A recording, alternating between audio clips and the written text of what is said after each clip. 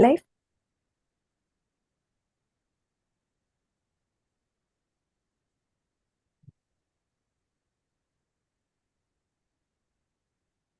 Yeah. Do I have to check the questions also? You'll be here. Let's start. Hello, everybody, dear students. Welcome to this discussion. So, as you know, the Consortium of NLUs has finally released a full-length sample paper. So that is what we're going to take up today, section by section. But before we start the discussion, please remember, as they have said in the paper, okay, this is only indicative and it need not be representative of the pattern of the actual CLAT exam. We have to keep that in mind. So even if you think something is different from what you had expected,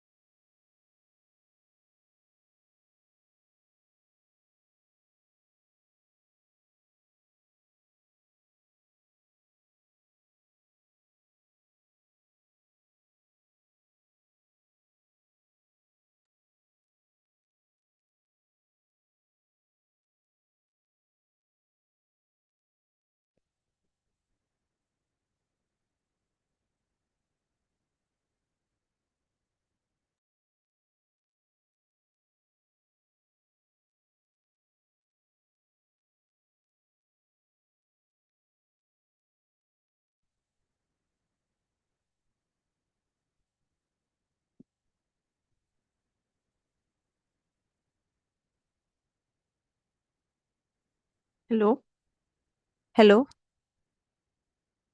Yes, ma'am, you're audible. You're audible audible. now? Yeah. Okay.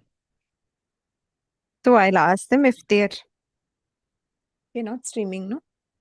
Streaming.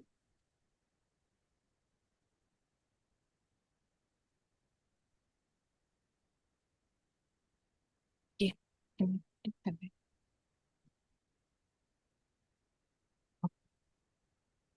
How do we know if I'm audible or not? Ma'am, you go live. If you're audible, I'll let you know. If you're not audible, I'll let you know. Thank you. Thank you so much, Akash. James. I'll please. join through YouTube. Yeah. Thank you. It's on? Streaming? As far Okay. as Audible? Okay. Okay, I'm sorry, students. There was a little technical. Thank you so much, Akash. Yeah, there was a little technical glitch in the beginning. Sorry about that. Um, all I was saying is, please remember that this is not indicative of the actual, I mean, it's only indicative and not necessarily an exact replica of the actual paper. Okay, let's proceed with the discussion. So here the first passage is 410 words long. So the longest passage here, which is this, is longer than the longest passage in last year's Clat. We don't know how it will be in the actual paper, but do be prepared for slightly longer passages. If you have taken our mocks, we have given you passages which are as long as 400 words. So you should be prepared for that. And there are 5 RC passages this time in the given sample. Okay. But the number of questions is 24. It's just that they have 5 RC passages.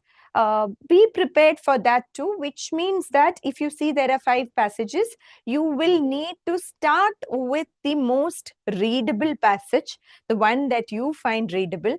You can even look at the shorter passages, solve them first, and then move on to the lengthier ones. These are strategies that you have to keep in mind. Be prepared for anything.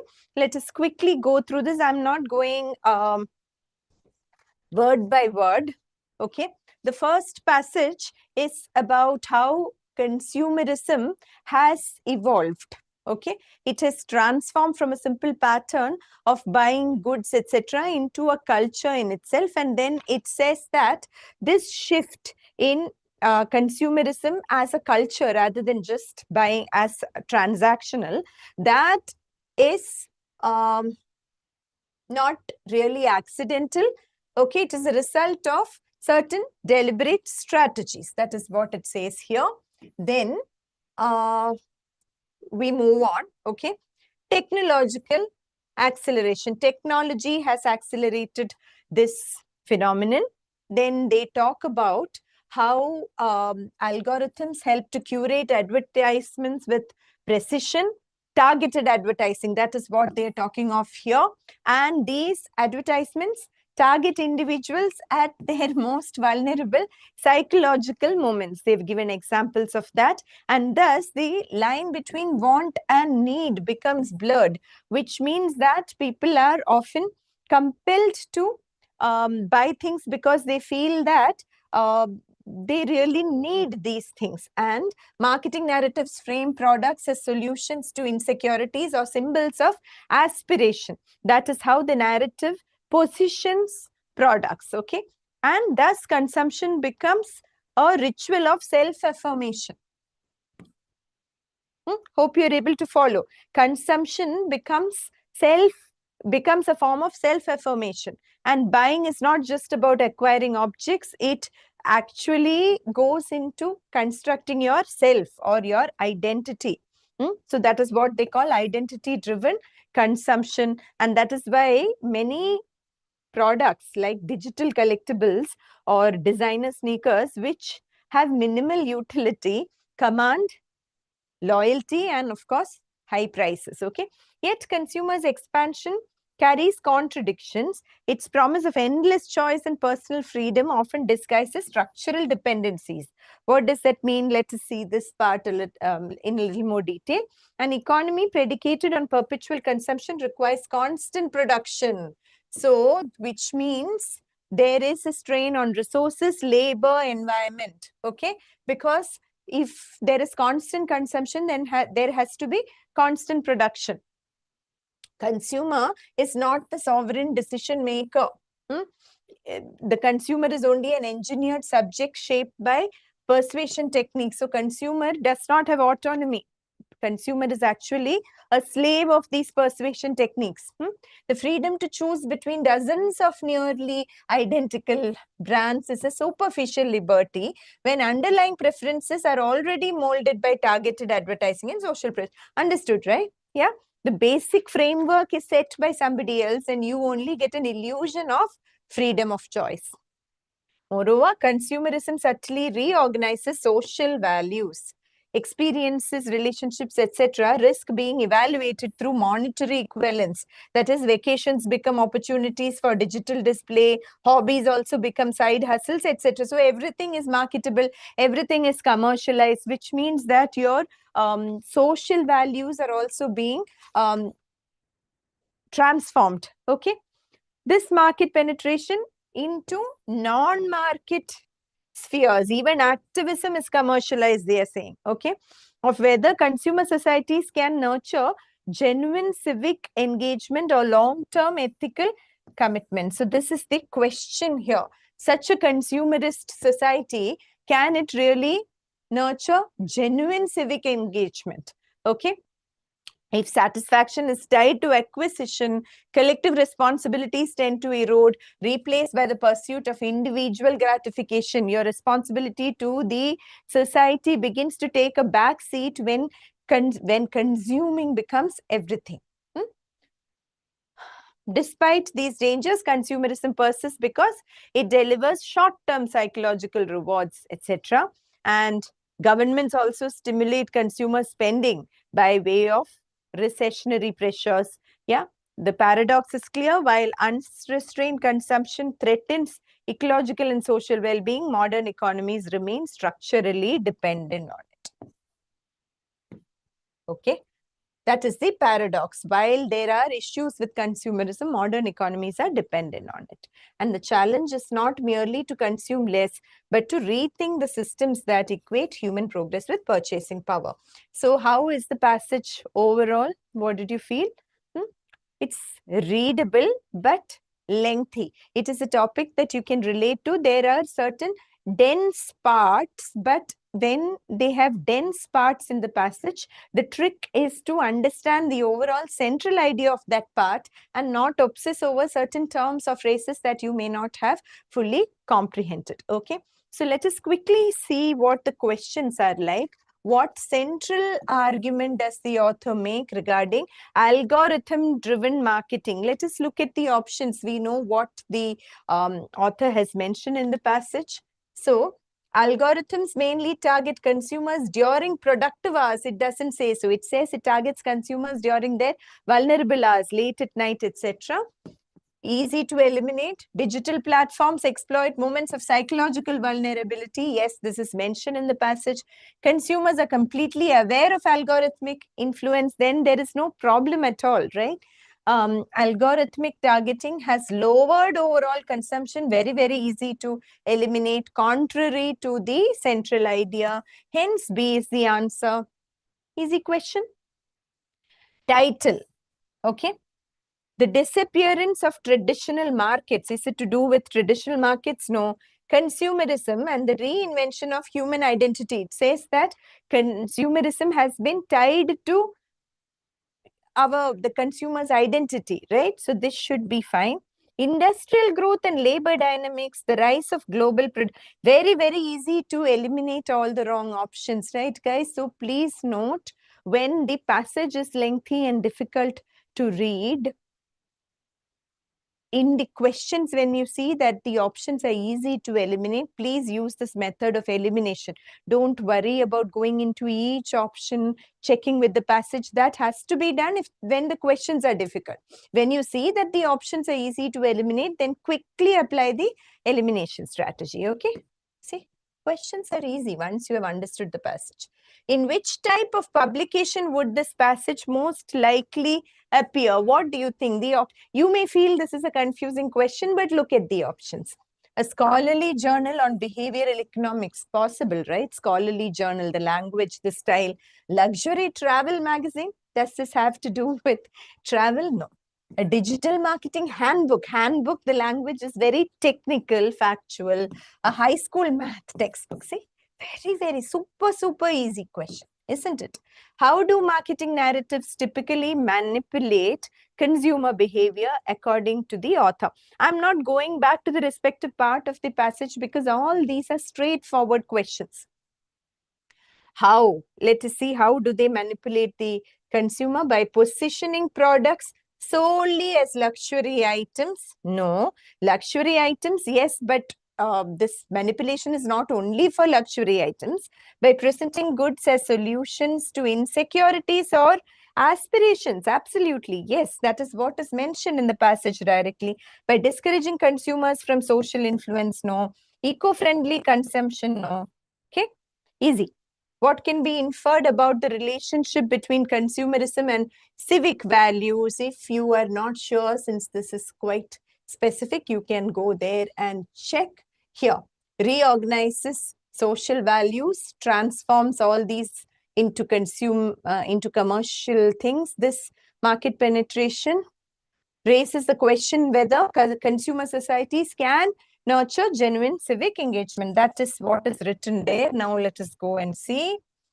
It reinforces long-term ethical commitments. No, contrary to what they're talking about. Encourages collective welfare. No, it may reduce civic engagement by emphasizing personal gratification. Yes. Easy? Okay. Done with the first set. Okay. So, relatable topic, lengthy passage, very easy questions. Next, debates on universal basic income have intensified across developed and developing nations. It says largely because traditional welfare structures appear inadequate in addressing the economic volatility. Okay, then they explain what UBI is, a guaranteed unconditional periodic payment to everybody. Guaranteed basic income to everybody.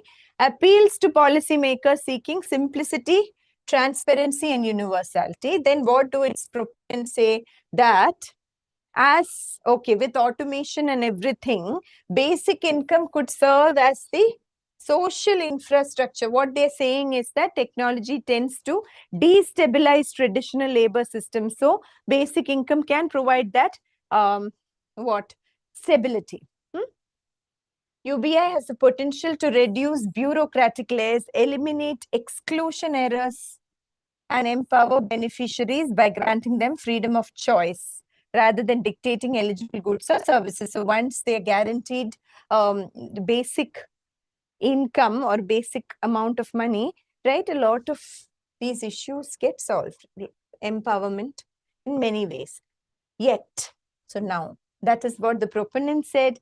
Yet means the tone is changing. What is the criticism?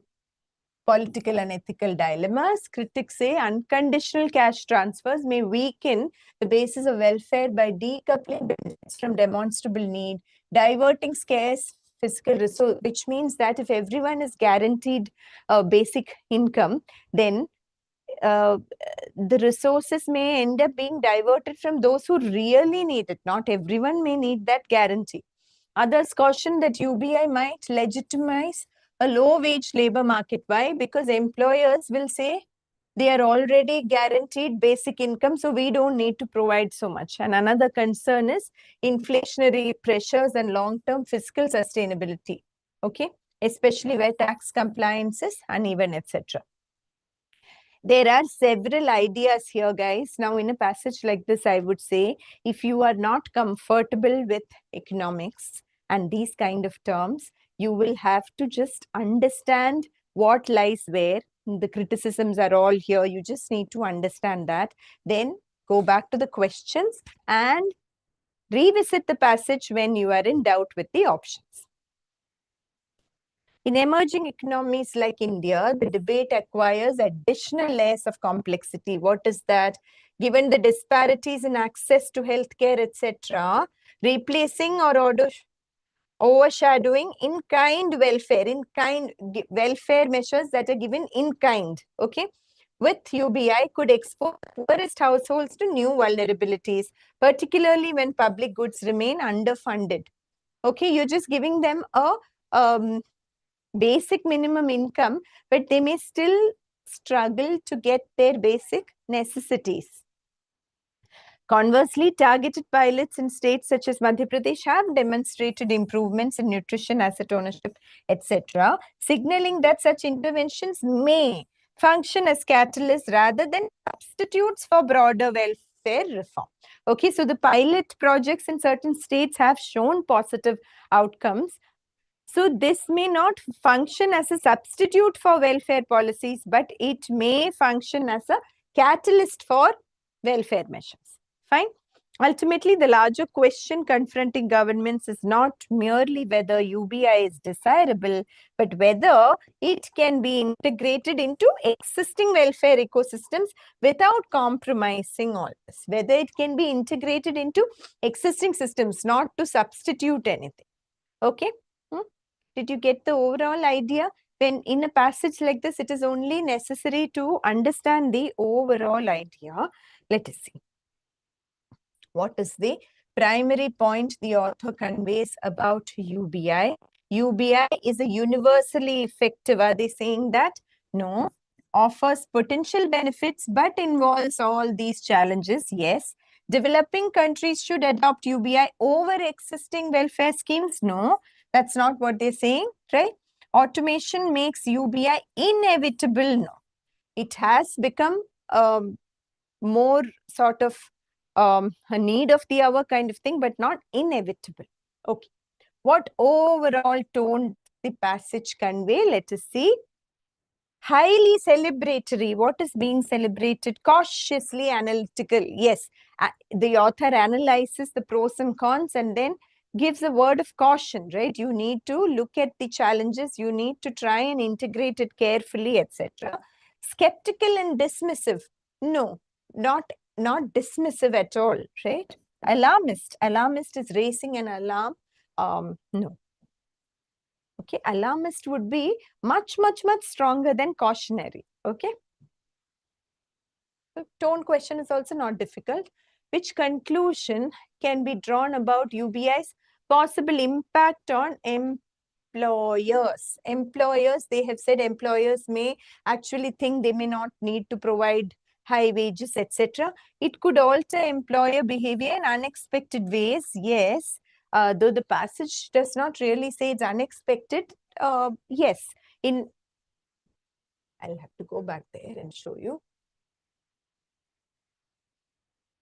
Employers, give me a second. Where is that?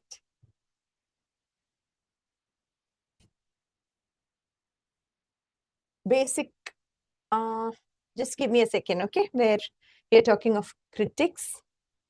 Yes. Here, UBI might inadvertently legitimize a low-wage labor market, allowing employers to suppress fair wages. That is what it is saying. Okay, so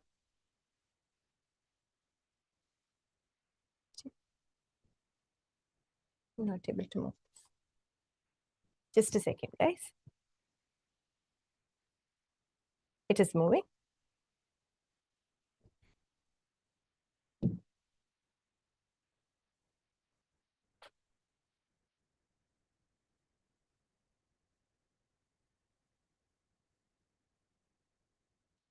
While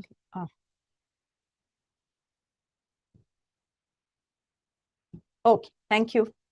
So here, it could alter employer behavior in unexpected ways. Since the passage has specified in what ways, let us hold this.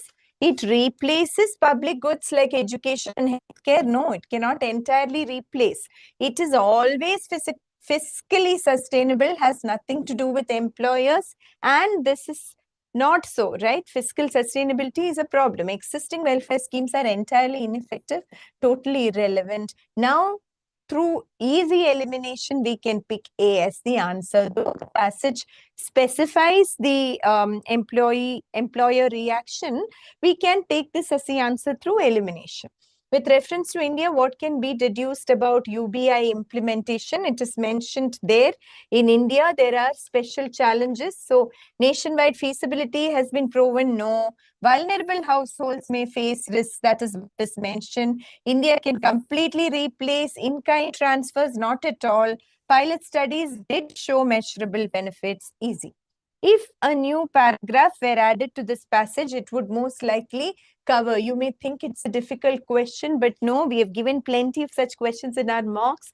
Where does this end? It ends by saying we need to see whether it is feasible to integrate UBI into existing frameworks. right? So what would a new paragraph be about? Let us see. Origins of capitalism, unrelated. Lessons from hybrid UBI experiments in other nations. Whether it can be integrated, that refers to a hybrid model. So lessons from hybrid models in other parts could be the next para. History of industrial revolutions, biographies of UBI policymakers, not really related to this. Yeah, isn't it very easy to eliminate? Now we go to the next passage, which is also a slightly lengthier one, 400 words. Let us see. UBI passage may be slightly dense actually, but as I told you, the questions were very, very easy, weren't they? Primary education across Asia and America. This passage actually compares primary education in Asia and America, largely the United States, okay? Two distinct philosophies of learning shaped by various factors. Then in Asia, they are referring particularly to what we know as Southeast Asia. The early years of schooling are treated, okay, intense here. Curriculum frameworks are centralized. Ministries of education prescribe detailed learning outcomes for these subjects. There is uniformity. High levels of this fosters high levels of foundation, basic competence, but also the pedagogy is the curriculum, the system of education relies heavily on memorization, structured drills and rigorous examinations. This is in Asia, okay?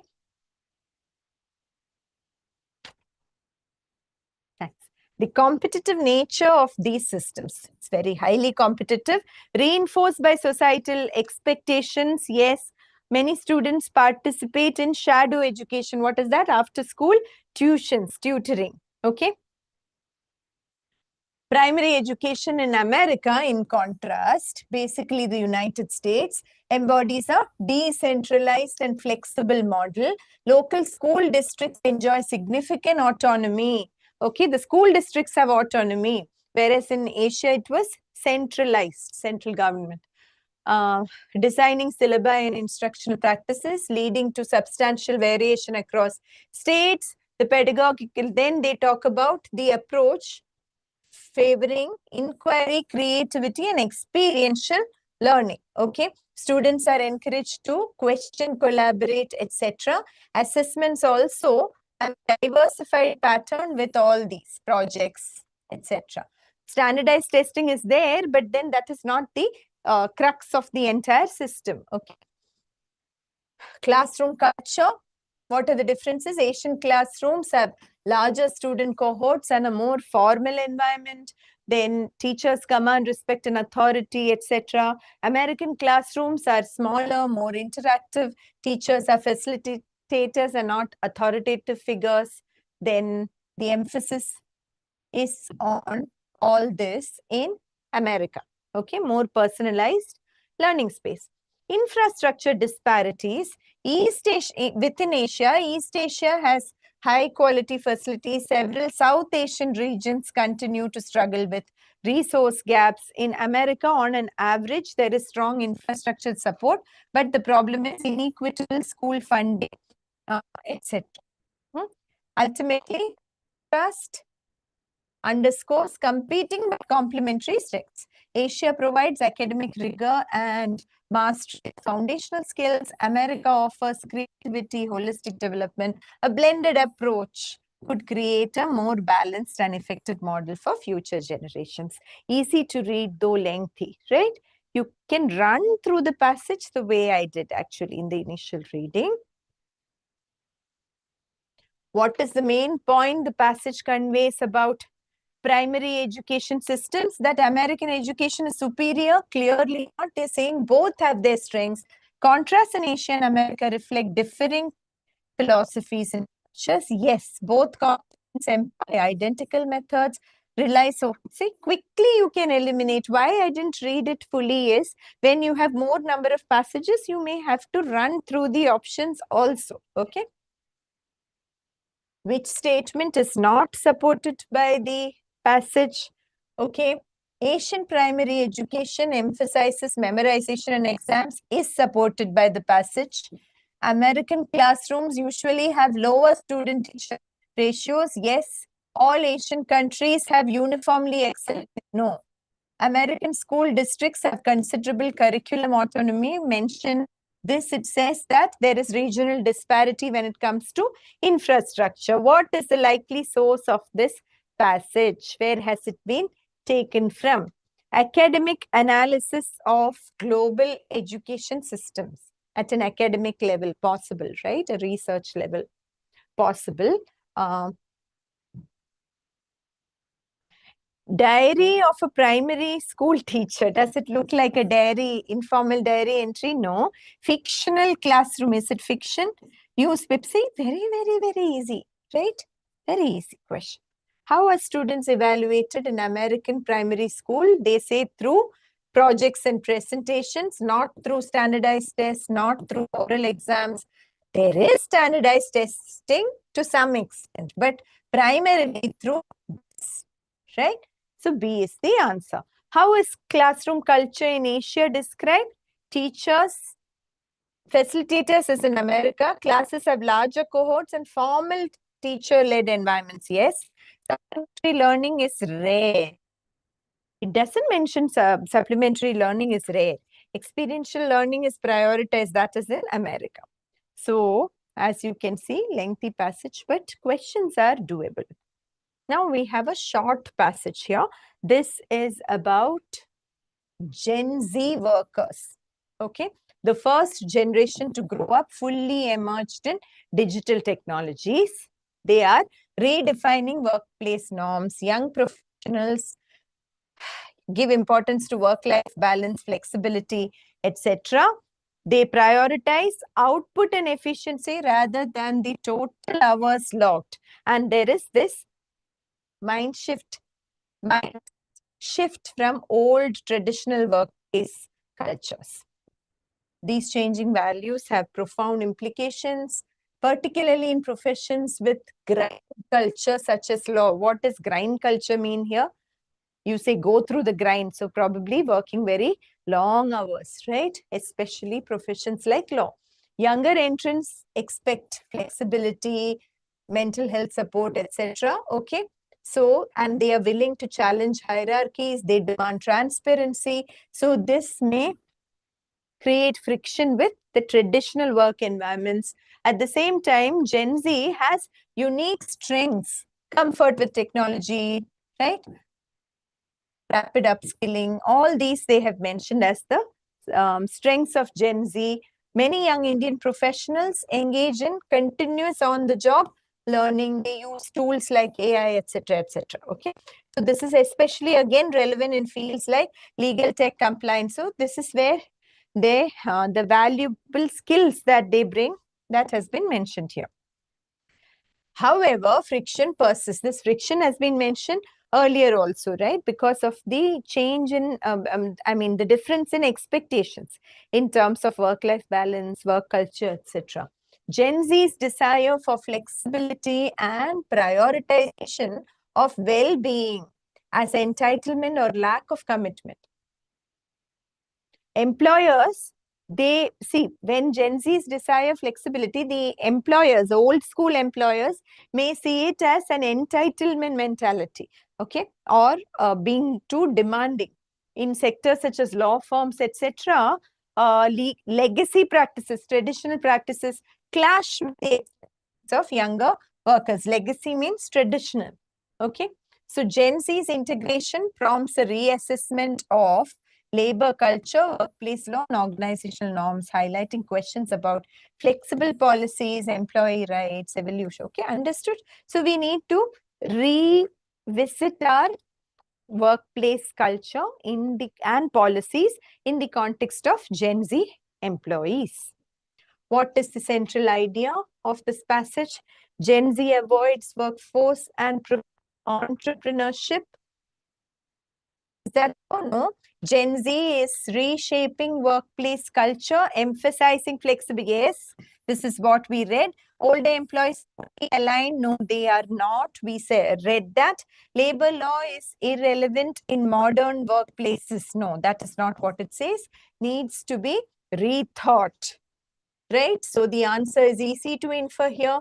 What can be reasonably inferred about Gen Z priorities? What is the inference? They prioritize meaningful work over strict office norms. Is that correct? Yes. They resist learning new skills and technology. No, they're very good at learning new skills and technology. Employers universally accept Gen Z flexibility demands. No, that is not true. There is a friction. Work-life balance is unimportant to them, contrary to the central idea. Very, very easy questions, aren't they? Okay, inference about traditional workplaces.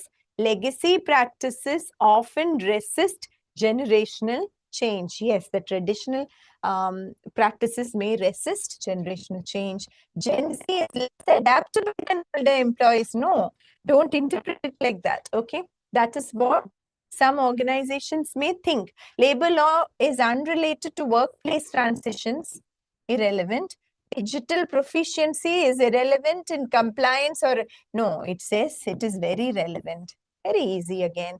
Term grind culture. What is the meaning of the term grind culture? What could it mean? Physical exercise routines in the workplace, long hours and high pressure work environments. Yes, recreational gaming, structured training. Very, very, very easy to eliminate. The other options are not even related to the context, right? Which statement is not accurate based on the passage? Gen Z contributes digital and tech skills to modern workplaces. Accurate. Employers sometimes view Gen Z values as unprofessional. Mentioned. Gen Z is fully aligned with traditional workplace. No. So this is the answer. Their entry raises questions about flexible policies and employee rights is also correct. We have one more short passage here, and then we move on to the critical reasoning section. Okay.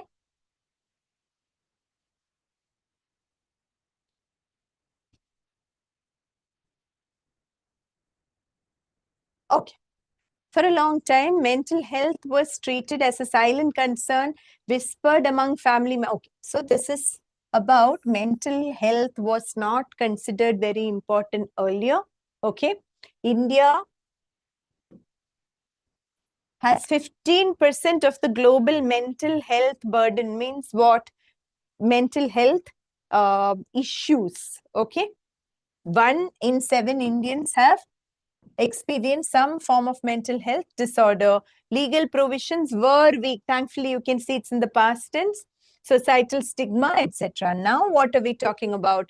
Mental Health Care Act was introduced to ensure dignity, non-discrimination, etc. However, implementation was limited. In July 2025, this is what the passage is about, okay? Supreme Court recognized the right to mental health care as a fundamental right under Article 21, okay? The court held that it is the state's responsibility to ensure access to all this. And thus, it has become not just a welfare concern, but a justiciable entitlement. Means it is it's something that people are legally entitled to. It's a fundamental right now. The WHO stresses that mental health is more than the absence of illness. It encompasses overall well-being.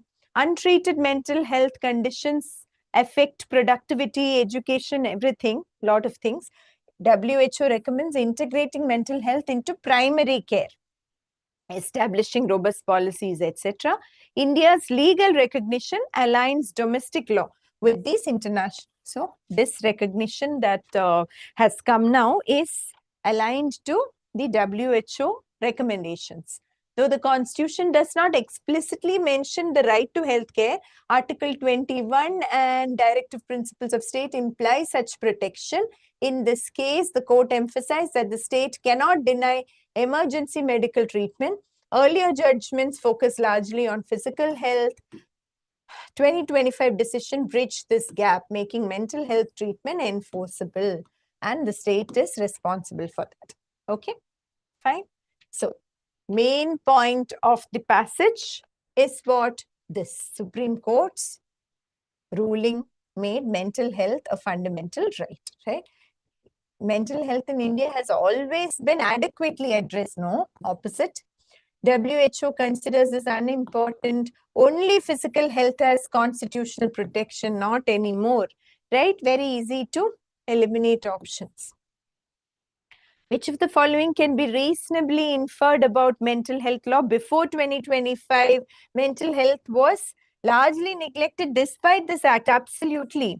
This act fully resolved mental health challenges. No, we had to, the Supreme Court had to pass this judgment because there were many lacunae, many gaps earlier.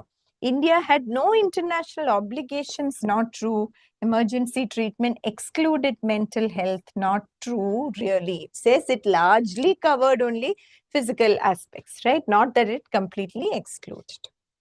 The phrase justiciable entitlement most nearly means, we saw that now it has become a justiciable entitlement, which is a right enforceable by law. Absolutely. A welfare only benefit. No, earlier it was a government granted privilege. It's not a privilege, it's a right.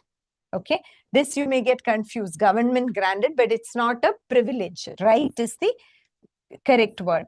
Informal recommendation, definitely not. Last question here. Which of the following statements is accurate? The Supreme Court recognized mental health under Article 21. Yes, absolutely right. Quickly, you can read through the other options. WHO recommends integrating mental health into primary health care. No, that they have not specifically recommended. The act was effectively implemented immediately. No, it was neglected. Earlier cases mostly address physical health. Earlier cases mostly address physical health is mentioned in the passage, but then the question is which of the following is accurate, right? So this is definitely accurate. Okay, this is earlier judgments focus largely on physical health. That is all. Fine. Okay. So we move on to the critical reasoning section. How did you find this section, guys? Reading comprehension, please mention in the chat box. In the meanwhile, we move on to the critical reasoning section. Okay.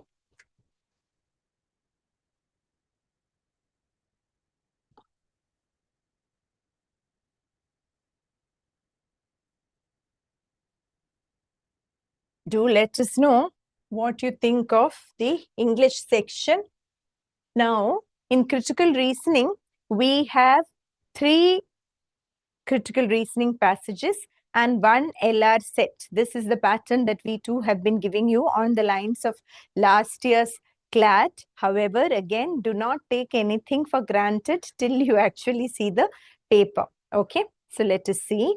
The first passage is on misinformation. It is a lengthy passage, guys. Okay, it's a very lengthy passage, as in very lengthy means 420 words. So I'm just going to give you an essence of this passage now. It's not reading comprehension. It is critical reasoning. It is about how there is a rapid spread of misinformation here triggered by technology, by digital platforms. Okay. So proponents of stricter regulation say misinformation can distort even electoral outcomes. It can weaken public trust in institutions and even endanger lives as seen during public health crisis. Okay. And the state has an obligation to intervene decisively. Without such intervention, they won. Who are these? They, don't forget. Proponents of stricter regulation. Okay. They say democratic deliberation may be replaced by manipulation and a lot of other things. That is what the proponents say. However, yet it introduces a constitutional dilemma. What is it? How to control misinformation without intruding upon civil liberties. That is the discussion now. Okay, especially the conflict between attempts to control misinformation and freedom of speech. Okay, where did we go? Yeah. freedom of speech. Okay. The challenge is not in identifying harmful information. So what is misinformation? Defining misinformation is a major challenge. Okay. Then we say state-led censorship mechanisms may actually become tools for suppressing dissent rather than protect. That's what the conflict between freedom of speech and these tools. I'm not going into the details here. Then supporters of regulation. So this is counter to regulation, right? This is a counter perspective. Now supporters of regulation counter this concern. What do they say? Misinformation is not really speech. It is informational pollution. It is not speech. Okay. So preventing misinformation is not a restriction on liberty, but a precondition for meaningful liberty. It's only controlling pollution then, right? Okay. Then this argument assumes that regulators are both benign and competent. Okay, that is an assumption that regulators are benign. Their intentions are good and they are competent of making the right regulations. A premise that is difficult to defend universally means it need not be so. And misinformation is not a binary category, but it can extend along a spectrum. It is not just good information is good, information is bad, not like that. Even satire and, political disagreement, all this can have shades of misinformation. So legal framework that tries to account for this risks either becoming overly broad or overly narrow. Fine. Then the challenge is in creating institutional safeguards that preserve democratic accountability while limiting clearly harmful falsehoods. Okay. Then even these solutions face criticism because they may lack democratic legitimacy or they may be too slow to respond. Then this tension it cannot be easily resolved using one instrument. It has to be managed through continuous public scrutiny and societal commitment to freedom. Okay, little lengthy read. Again, understand the central idea and move on. Okay, because it is critical reasoning especially. Which of the following can be most logically inferred? Any attempt by the state to regulate misinformation inevitably suppresses extreme option. Immediately eliminate. Effective misinformation control requires more than simply identifying false content mentioned in the passage, right? Misinformation is exclusively due to political motives. There are so many reasons given. Digital platforms should be solely responsive. Very, very easy. Extreme options, easily eliminable, right? Okay. Strengthen the argument that regulation is necessary to protect democracy. We have to strengthen it. Assume each option to be true. Okay. Don't say it is not mentioned in the passage. These are hypothetical. Studies show that misinformation rarely changes people's political decisions. No, that is a weakening statement because it says misinformation doesn't really do anything. Citizens exposed to misinformation demonstrate significantly poorer decision-making accuracy, which means misinformation should be controlled. Most misinformation is harmless. Algorithms naturally filter out misinformation means there is no need for regulation. Easy. Which of the following assumptions underlies the argument that regulators may not always act fairly? Actually, it is mentioned that regulators are not always benign or competent, right? Regulators are generally more competent than no. All states prioritize public interest, then that is against this argument.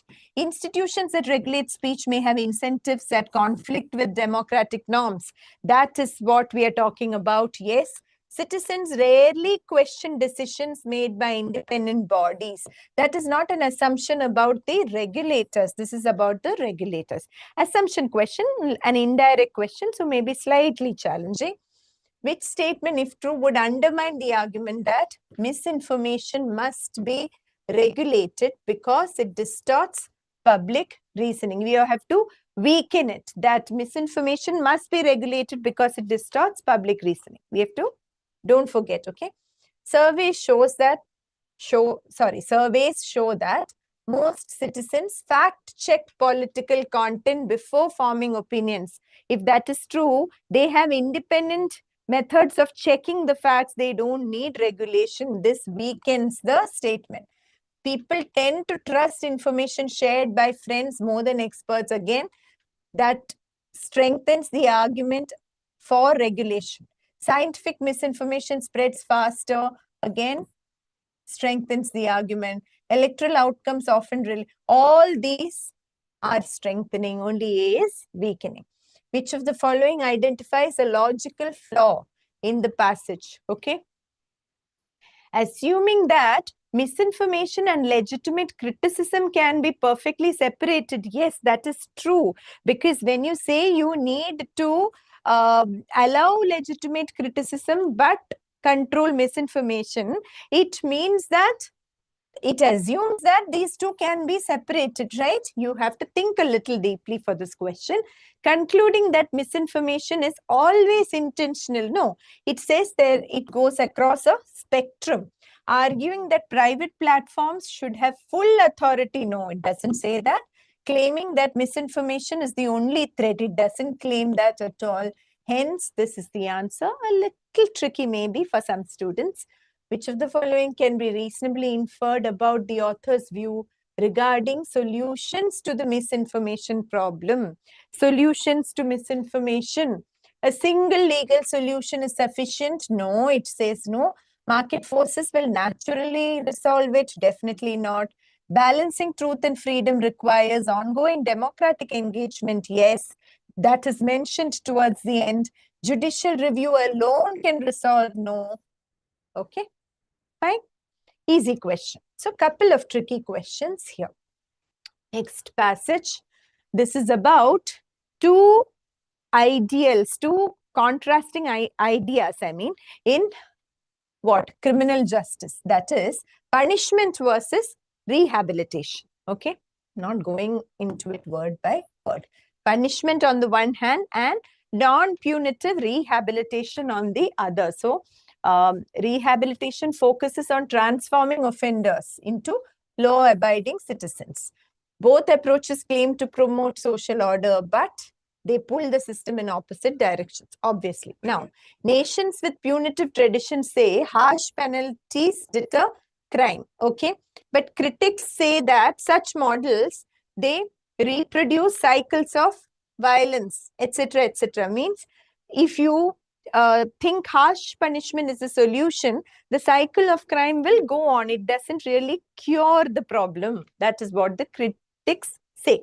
Rehabilitation rests on the belief that crime is shaped by structural vulnerabilities like all these, poverty, etc. So, crime is the result of basic problems with the societal structure, and addressing these factors can reduce recidivism more effectively than punitive severity. So this is in favor of rehabilitation. What is recidivism?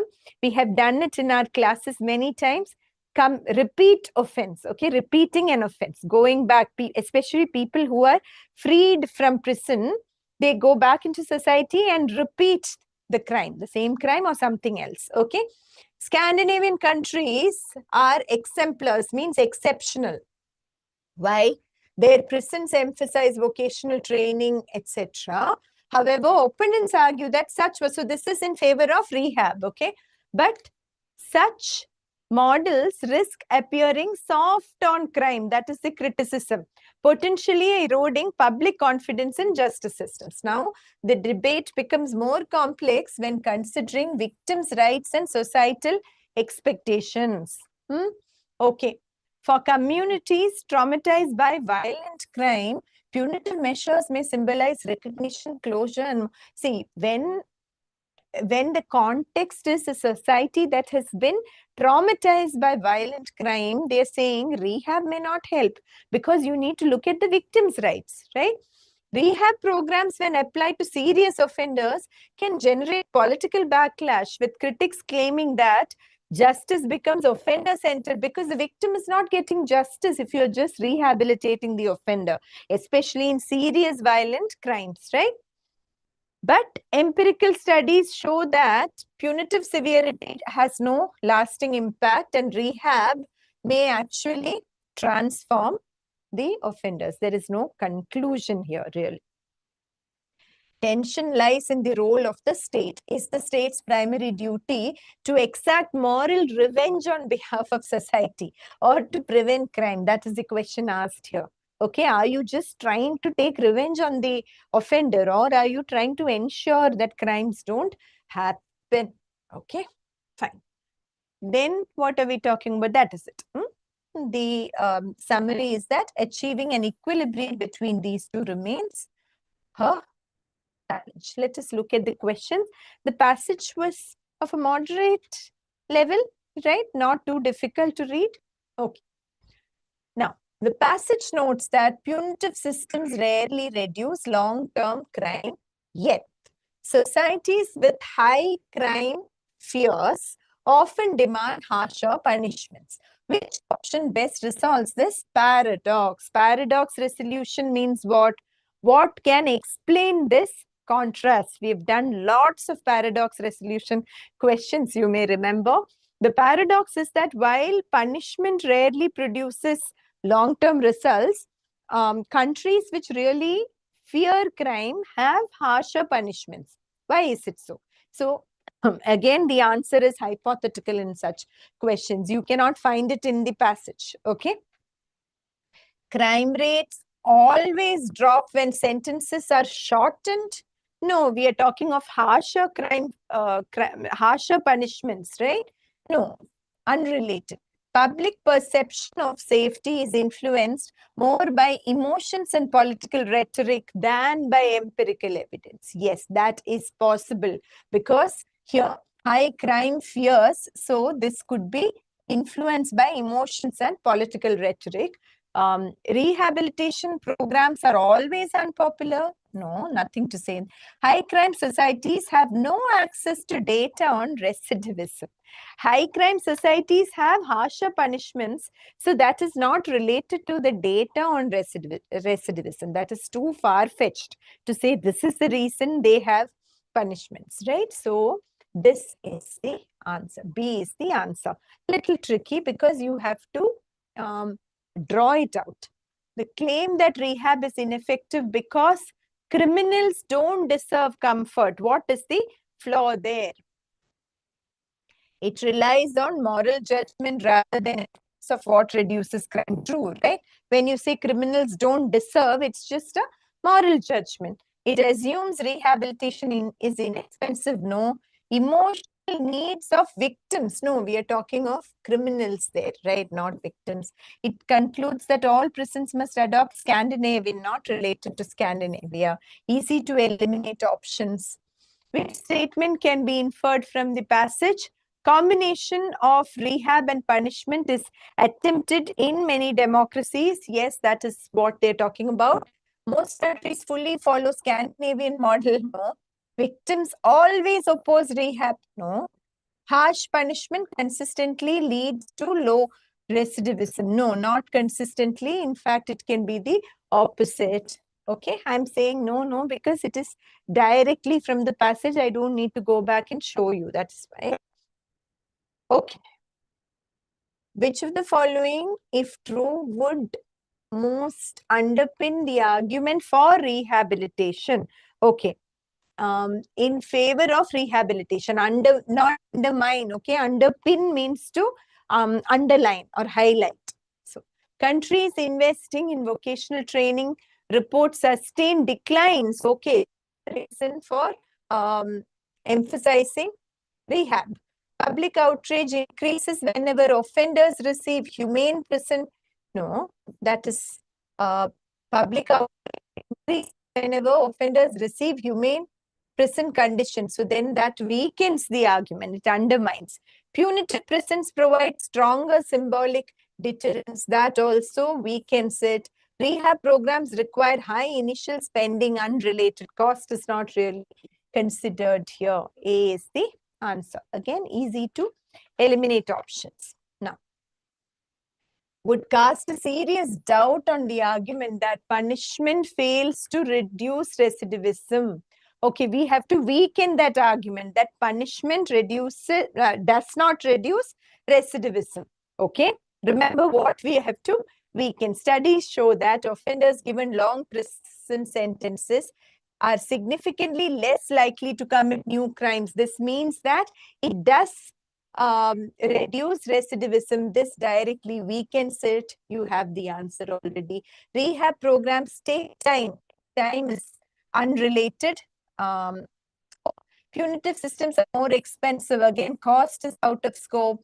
Victims expect harsh punishments for closure. Then that is not related to recidivism. Okay, easy again, but yeah, not directly given in the passage. That's all. Which assumption underlies the claim that rehab improves long-term public safety? Okay, what is the assumption there?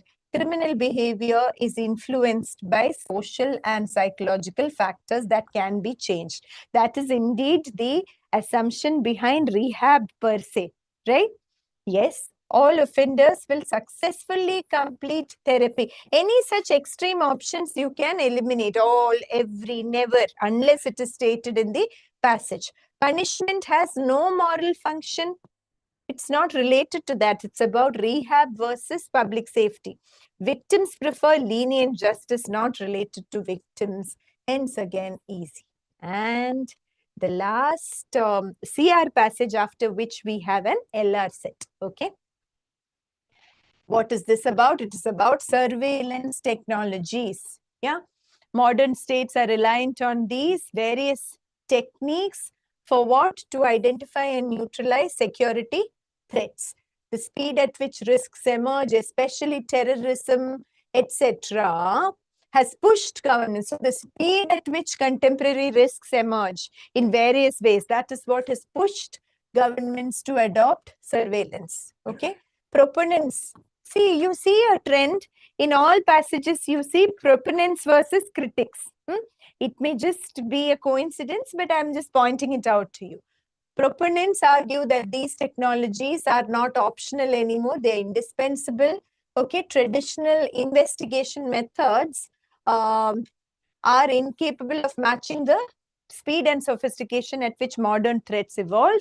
Several instances where early detection through digital monitoring helped. But critics, what are they saying? Pervasive surveillance, even when there are legitimate security objectives, they erode individual privacy and chill democratic freedoms. Okay. The mere awareness that one might be monitored alters citizen behavior, creating an environment of caution. Then structural risks, once they are established, they pose a strong tendency to expand, etc. So the involvement of private contractors exacerbates this. It's not just the government involved, because commercial interests may not align with constitutional values. Then another complication is the lack of transparency, opacity. Okay. Then several jurisdictions leaked documents have revealed. Okay. So this is all along the same point. So surveillance creep, a gradual but persistent shift from targeted security measures to indiscriminate population-wide monitoring. That is the fear that surveillance may creep into society on the whole rather than being a targeted measure. Ultimately, the core dilemma is in determining how much personal liberty a society is willing to sacrifice for collective security. How much of your freedom will you sacrifice for the society's security? The challenge is not merely technological, but constitutional. Can robust safeguards, transparent frameworks, etc., prevent security institutions from exceeding their mandate? As democratic societies grapple with this balance, the debate over privacy versus national security remains complex. Similar structure in all the passages. Don't you see that? Okay. Which of the following can be logically supported from the passage? Surveillance systems always expand. Not always. I told you, anything like this, extreme statements you can eliminate. Citizens may alter their behavior when they believe they are being monitored. Mentioned in the passage, yes. traditional investigative methods are entirely obsolete and again extreme.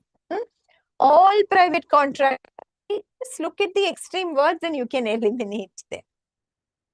B is the answer. It is directly mentioned. Which of the following, if true, would support the critics' argument? Okay, critics' argument. A leaked report shows that surveillance tools were used to track political activists unrelated to any security threat. See, surveillance creep, right? Wrong people were surveyed or monitored, I mean. So this should answer. A government study proves that surveillance reduce cyber attacks. That weakens the critics' argument.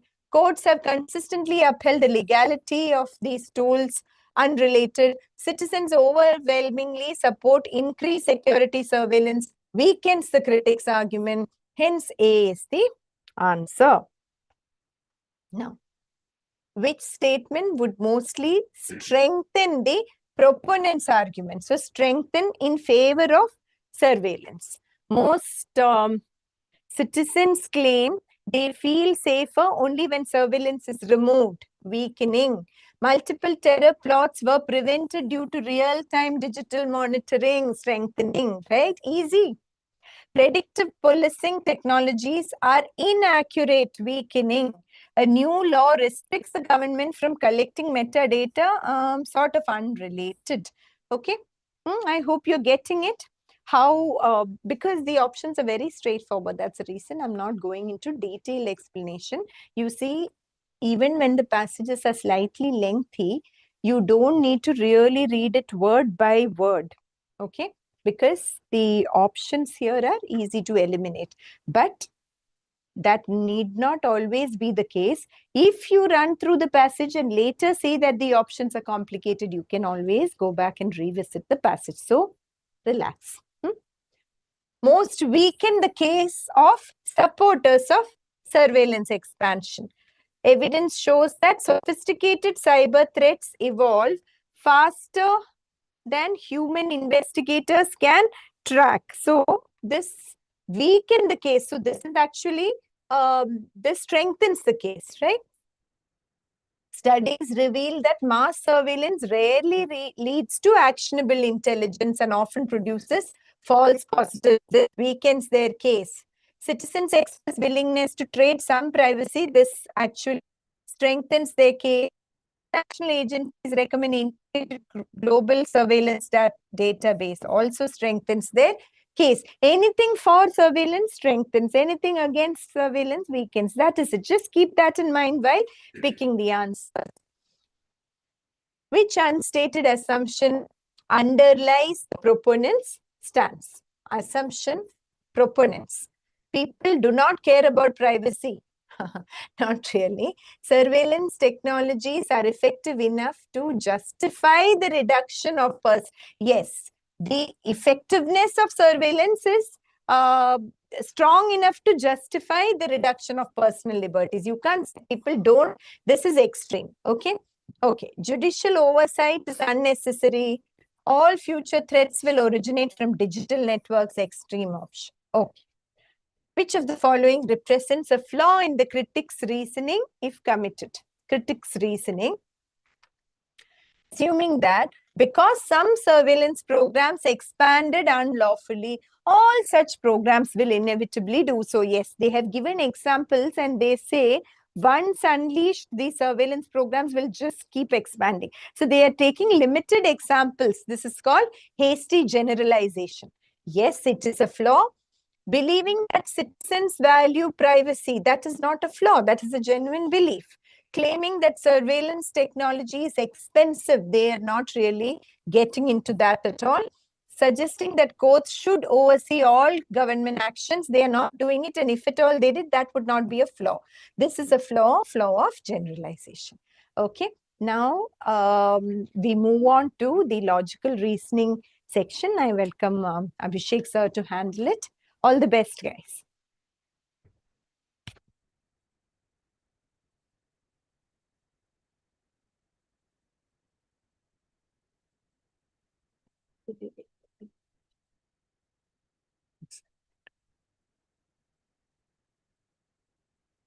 Hello, everyone. So we will be continuing from here. So in the second section, the passage number 4, as you can see, is a analytical reasoning or logical reasoning puzzle sorts. Now the puzzle area that we have here, once you go through it, you would realize it. It is from the topic of distributions. So let's get started with it. So the passage says Parth, Raghav, Shubham, Tanuj, Vishal, and Vasi. Let's call them by their initials. That's always better. That's a better thing to do when you're dealing with puzzles in LR. Try to restrict your writing as much as possible, right? Try to have some really, really unique, smart ways of representation of the conditions so that you need not go through the condition list all over again. 6 people were born in different cities from among Lucknow, Indore, Noida, Chandigarh, Bangalore, and Pune, not necessarily in the same order. They visited one country during holidays from among Switzerland, Singapore, Canada. So basically, so far we have 6 people, we have 6 cities, and now we have 6 countries also. Each of these children plays one sport: cricket, football, tennis. So overall, just to sum it up, we have 6 people, we have 6 cities, we have 6 countries, and now we have 6 sports also. So here you'll have to basically form the connect between the different variables. The following information is also known. See, even before we continue, what I would suggest is, let us try to make a small table which would be capturing all the relevant information that we'll be going through now. The people are PRS, TVW. So I'll just write that in the first column, PRS, TV, and W. First column. Now, second column, I'll keep it for the city. The third column, I'll keep it for the country. And the final column, the fourth one, I'll keep it for the sport that they are playing. So this is the table that I'll be making, which would help me in solving, in cracking this puzzle. Let us go through the conditions now. The following information is also known. Let's read it carefully. It says S and T. Let's call them only by their initials. Both are neither born in Lucknow nor in Pune. So S and T, the city, Pune is gone.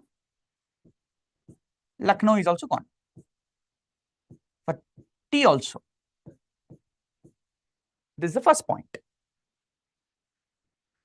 Then it says Shubham visited Australia and Tanuj visited Canada. So Shubham, Australia, country we know it. And Tanuj is Canada. I write it. Whatever directly is given, I'll write it in bigger font size in the test also. And whatever is indirectly given, for example, I know that S cannot be in Pune. I'll just mention it briefly. Pune cancel, or any way you wish to. You could also write probably as Pune, and then you put a cross like this. It's up to you how you want to represent. Third point, the child born in Bangalore plays squash, and the child born in Lucknow plays cricket. So basically, the person born in Bangalore plays squash. I'll write it here. So Bangalore, wherever I get it, corresponding to that, the sport I'll be getting is squash. And wherever I get Lucknow, corresponding to that, I'll get cricket. So I know for a fact that SNT cannot be Lucknow. So hence can I say in these two places, you cannot get cricket. That is also cancelled.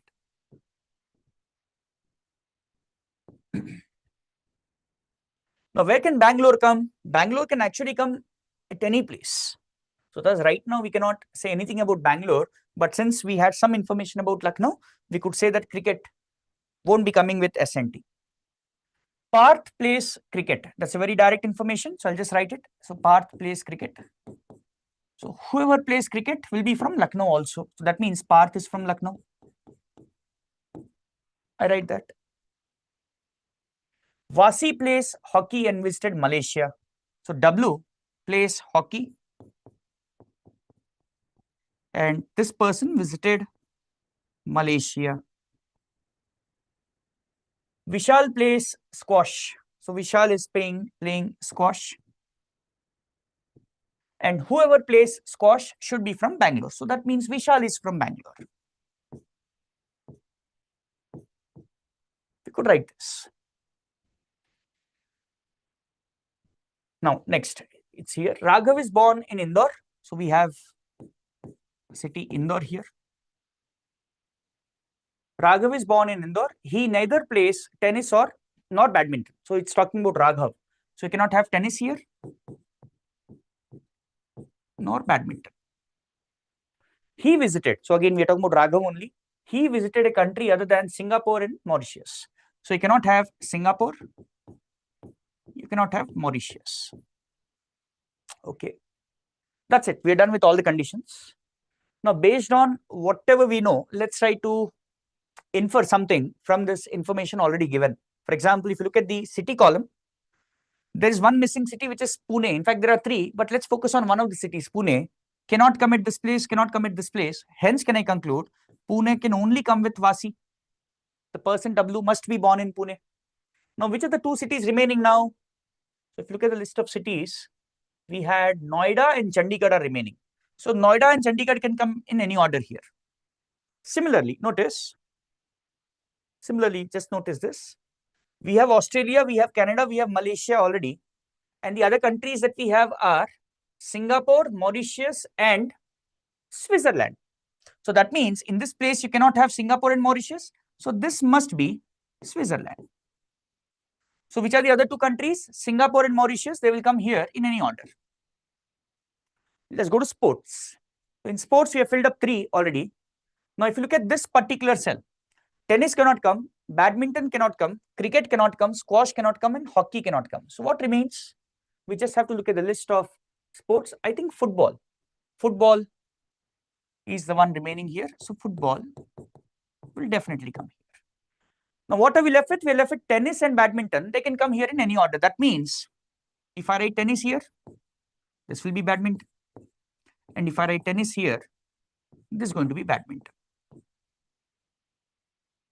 So we have 2 possibilities for S as well as for T. It could be tennis and badminton or badminton and tennis. Similarly, if you look at country, we are done with 4 countries, 2 countries remain, Singapore and Mauritius. So Singapore, if it comes here, Mauritius will come here. And if Singapore comes here, Mauritius shall come here. And if you look at the cities, we have 2 cities left. Which are the 2 cities?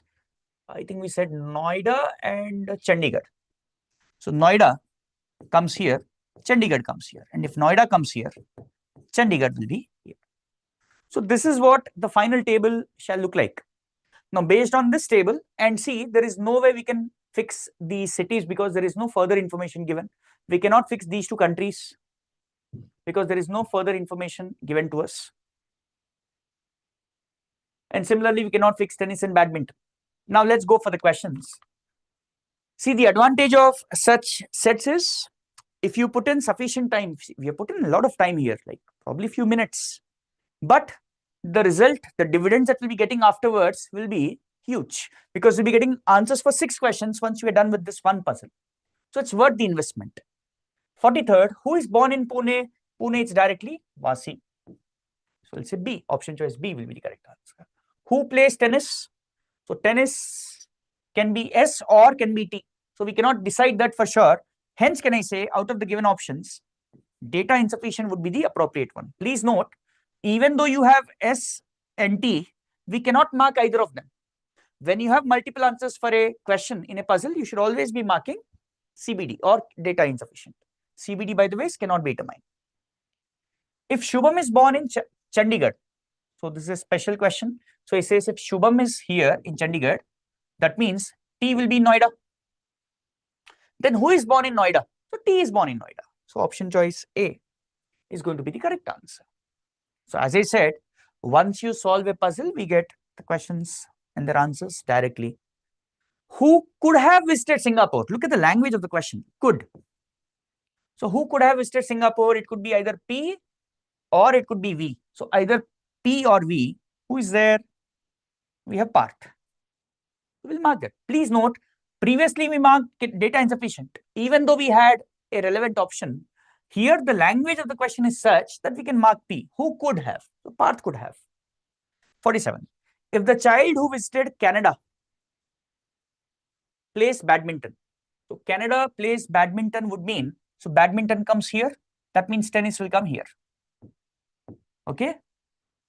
So badminton is played by T, tennis will be played by S. And is not born in Chandigarh. So that means the person who is from Canada is not born in Chandigarh. That means this person will be from Noida. And if this person is from Noida, S will be from Chandigarh. Correct? Then the person born in Noida plays. Which sport does he play? So Noida, it's T. He plays which sport? I think it was badminton. I'll just repeat it. If the child who visited Canada plays badminton, so Canada plays badminton, that means this person will play tennis. And the person born in Canada was not born in Chandigarh, that means he was born in Noida. And now the question is, he's asking us the same thing again, same person. Then the person born in Noida is basically the person from Canada, right, who visited Canada, plays which sport? It is badminton. My answer will be none of these. Badminton should be the correct answer. 48. For how many children the place of birth, country visited, and sport can be uniquely determined? That means there is no doubt at all. Let's check out of 6, how many people are we sure of? P, we are not sure of because country is a doubt. R, we are absolutely sure. All the 3 are fixed. S, we are not sure. City and sport is a doubt. T also. V, country is a doubt. And for W, again, we have everything. So that means only 2 people, R and W. So I think he's asking us how many. For how many? So my answer will be second option choice. That should be the correct answer. I hope we are clear with this set. So of course, this set would have taken a lot of time. But as I said, after spending sufficient time, we get the dividends back. Now we move on to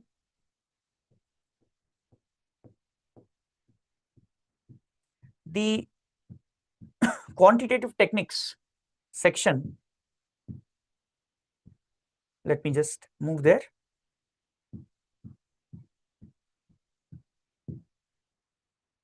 Yeah, quantitative reasoning is calling it. So this time around, we had 3 sets. Last year, if you look at the Clat paper, there were 2 sets of 6 questions each. This time we have 3 sets of 4 questions each. The number of questions are remaining the same, right? No change in that. Let's start with the first set. Krishna, a clerk at National Law University, retired on 1st Jan 2009. On retirement, he got 24 lakh as retirement benefits. So retirement benefits is 24 lakhs. Meanwhile, he had saved 12 lakh with him. So savings are 12 lakhs. And also got a gift of 4 lakh from friends and family. That's it. These 3 different sources. So what's the total amount that he has got at the time of retirement? 36 and 4, 40 lakhs. So he got 40 lakhs overall.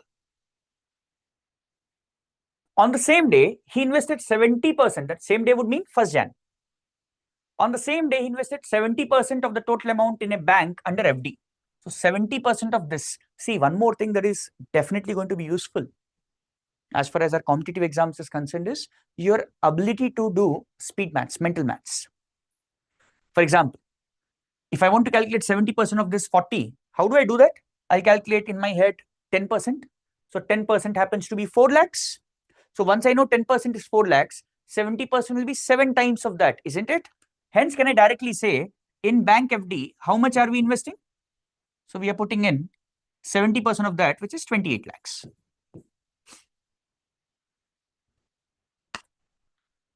Which gives him 10% CI. So here we're getting 10% interest compounded annually. So it's 10% CI. Next, of the remaining amount, how much is remaining, by the way? Out of 40, 12 is gone, 28 is gone, 12 lakh remain. Of the remaining amount, he invested half in land. So 6 lakhs in land. The value of the land appreciated by 20%. In the first year, 25% in the second. And by 25% in the third year also. but depreciated by 20%. This is 20%. There was a typo error. Depreciated would mean minus 20% in the fourth year. The remaining was invested in gold, which increased by 10% in the first year, reduced by 10% in the second year, minus 10%. Increased by 50% in the third year, and no change. That means 0 in the fourth year. This is what is happening. He got some amount at the time of retirement, 40 lakhs. Now that 40 lakh, how is he investing? That scenario is explained to us in detail. In fact, giving us yearly returns that are expected out of land, out of gold, out of FD. Okay, so this is again a question which is based on percentages. So here as well, your mental calculations would be helping a lot. Let's start with the first question. What was the value of Krishna's investment on 1st January 2010? That means immediate next year. So immediate next year, what is going to happen? Let's try to calculate all of that. So I'll try to do it here in this space.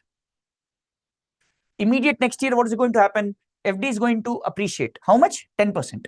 So what is 10% of 28 lakhs? 2.8 lakhs. FD will go up by this much. That's the return that we get from FD.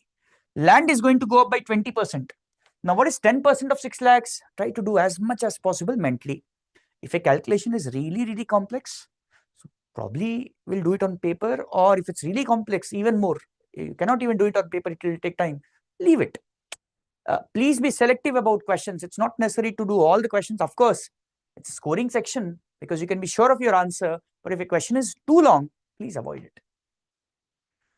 20% of 6 lakhs, 10% is 60,000. So 20% will be 1 lakh 20. That is 1.2 lakhs. Okay. So this much appreciation in land. And what about gold? Gold, he invested 6 lakhs. The remaining appreciation is 10%. So 0.6 lakhs. How much is the total appreciation? FD, land, and gold. So when you add it all, it's going to be what? 4.6 lakhs. So 4.6 lakh is the return on the initial 40 lakhs. So what's the total value? What was the value in rupees lakh of Krishna's investment next year, January 1st, 2010? So can I say 40 and 4.6? 44.6 will be the appropriate answer. I hope we are clear. What was the value of his investment in FD on 1st Jan 2012? Okay, let's look at it. FD, as we said, we invested 28 lakhs. Okay. Now, how is the FD interest or returns increasing? Every year 10%, CI, compound interest. From 2009, so this happened in 2009, from 2009 to 2010, 1 year, 2011, 2 years, 2012, 3 years. So that means he stayed invested for 3 years in FD. So what was the value of his investment in FD? So it will be 28 lakhs plus some interest amount. How much will be the interest? Observe, try to do it smartly, I would say. Every year the interest is 10%. First year interest, second year interest, third year interest. Now what will be the cumulative interest, overall interest? If you look at it, observe, if you look at it, it would be 10 and 10 together. If you are aware of successive percentage change formula, apply that. Otherwise also, observe, this will be increase of 10% would mean what? Into 1.1. Again, increase of 10% would mean what? Into 1.1 into 1.1. So that means it will be overall into 1.1 whole cube. And how much is 11 cube? It's better if we remember all this because it helps us in such calculations. 11 cube is 1331. So here it will be 1.331. 1.331. So that means my interest here or my final amount here will be 28 into, let's write into here, 28 into 1.331. Now, don't try to multiply all of that and try to do it. What could be done instead is, can we think of it as 28 into 1 plus 28 into 0.33? Now it's 33%, 1/3 almost. It's almost 1/3. So this is 28 lakhs plus 1/3 of 28 will be what? Around 9.3 approx. Of course, it will be slightly less than 9.3, but approximately by looking at the option choices, I think we can do this kind of approximation. So when you add it, it's going to be, my answer is going to be close to 37.3, but little less than that. Now look at the option choices. Which option choice is really, really close to this? It's the fourth option choice. I'll mark D and move on. Next, 79th. What was the value of his investment in gold on 1st Jan 2013? That means after 4 years. So gold, how is it changing? It's changing like this. Okay, let's try to understand how exactly does it change. So if I try to write it here, 10% minus 10%. And then 50%.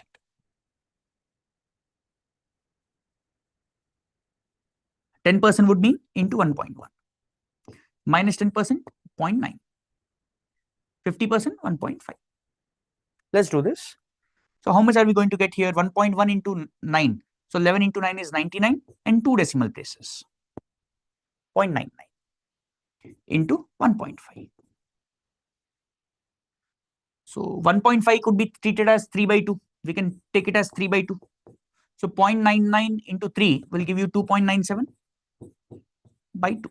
Now, how you want to calculate it is up to you. For example, it would have been much better had you known successive percentage change formula here. If you know that, it's a one-step answer. One step for this and one step for this. Observe. I hope you know the formula, but the formula, I'll just share it first. If a change happens A% followed by B%, the overall change is given as A plus B plus A into B by 100 percentage. So here, this is A, this is B. Apply the formula, you'll get directly whatever we got here, 0.99, 1% less. You'll get that directly here. So 2.97 by 2 will give you what? 1.485. 1.485. So that means what will be the value of gold? So it's going to be 6 lakh the investment into 1.485. So how can we find this out? Let's try to do this. 6 into 1 plus 6 into 0.485. This is what? This is 6 plus, let's multiply this and do it. 6 into 5 is 30, 3 carry. 6 8 is 48 and 3 51, 5 carry. 6 4 is 24 and 5 29. And decimal point after 3 places. So 6 plus 2.91 will give us 8.91. So option choice B is going to be the exact answer. Next, what was the value of his investment in land on, again after 4 years, land. So land was this. So if you look at the changes in land, I'll just write it here. I'll write it here. 1.2 in the first year, 1.25, 1.25 into 0.8 because 20% less. 1.2 can be thought of as 6 by 5. This is 5 by 4. This is 5 by 4. This is 4 by 5. Now this will cancel out. This will cancel out. This will cancel out. And you're left with finally into 3 by 2. That's it. So that means what will be the final value of land after 4 years? So it's going to be 6 lakhs, the investment into 3 by 2. Which is going to be how much? Easy to calculate now, 9 lakhs. So thus the answer will be option choice A. A point I would like to highlight at this problem level is, instead of dealing with values in decimals, as we saw here, instead of dealing with this, it would have been better had we dealt with fractions. I hope you will also agree, 1.21 into 1.25, that multiplication will be more difficult than 6 by 5 into 5 by 4. However, both are exactly the same. Okay, moving on. This was our set number 1. Now let's move on to set number 2. See, there was one more thing that I noticed in this sample paper as compared to previous year Clat test. Now the data, the passage which was given to us this time, it was very clear, very direct, right? Very short also comparatively. Last time there was one set which had a lot of data, or should I say a lot of unnecessary data. So that means a student who would have spent time in going through the data and then coming to the answer would have wasted a lot of time. So that didn't happen here in any of the sets. You would see that. Set number 2. a tea stall sold only variety of tea boxes, Darjeeling and Assam. So there are two varieties. During the 4 months, May, June, I'll just write it down here. May, June, July and August. So we have two types of tea. One is Darjeeling and the Assam tea. And of course, the sum of the two total. So this is the type of table that I would create before even I start going for the set. After reading the initial few lines, I get an idea that this is how it would be.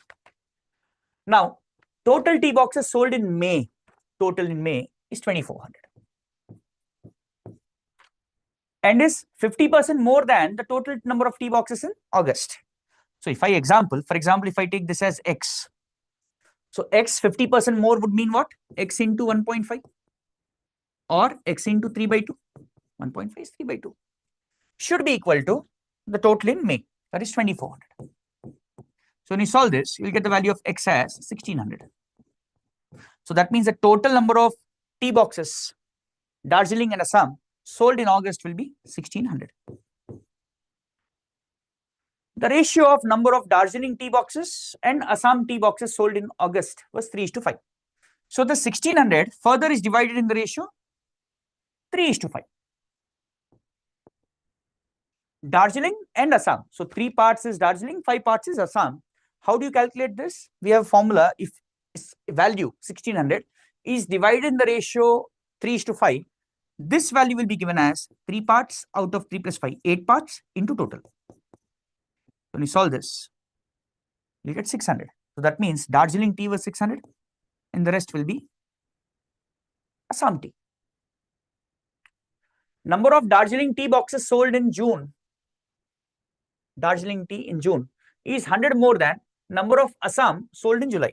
So this box is 100 more than this. I'll write it probably somewhere else. I'll write it here. So Darjeeling tea in June is 100 more. Assam tea in July. Okay. Next he says number of Darjeeling tea boxes sold in May, this box, is 200 more than number of Assam tea boxes in the same month. So I'll write it probably here. So Darjeeling tea in May is 200 more. Assam tea in May, same month. Number of Darjeeling tea boxes sold in August, this one 600. And the number of Assam tea boxes sold in June, so this box and this box, are in the ratio 2:3. So that means this box and this box should be in the ratio 2:3. Let's do some mental calculations. So 2 parts, right? 2 parts is 600. This box is 2 parts. This box will be 3 parts. This box is given to be as 600. How much will this be? Suppose A. So when you cross multiply, you'll get the value of A as 900. So thus, number of Assam tea boxes in June, sold in June will be 900. If this is 600, this will be 900. 2:3 ratio.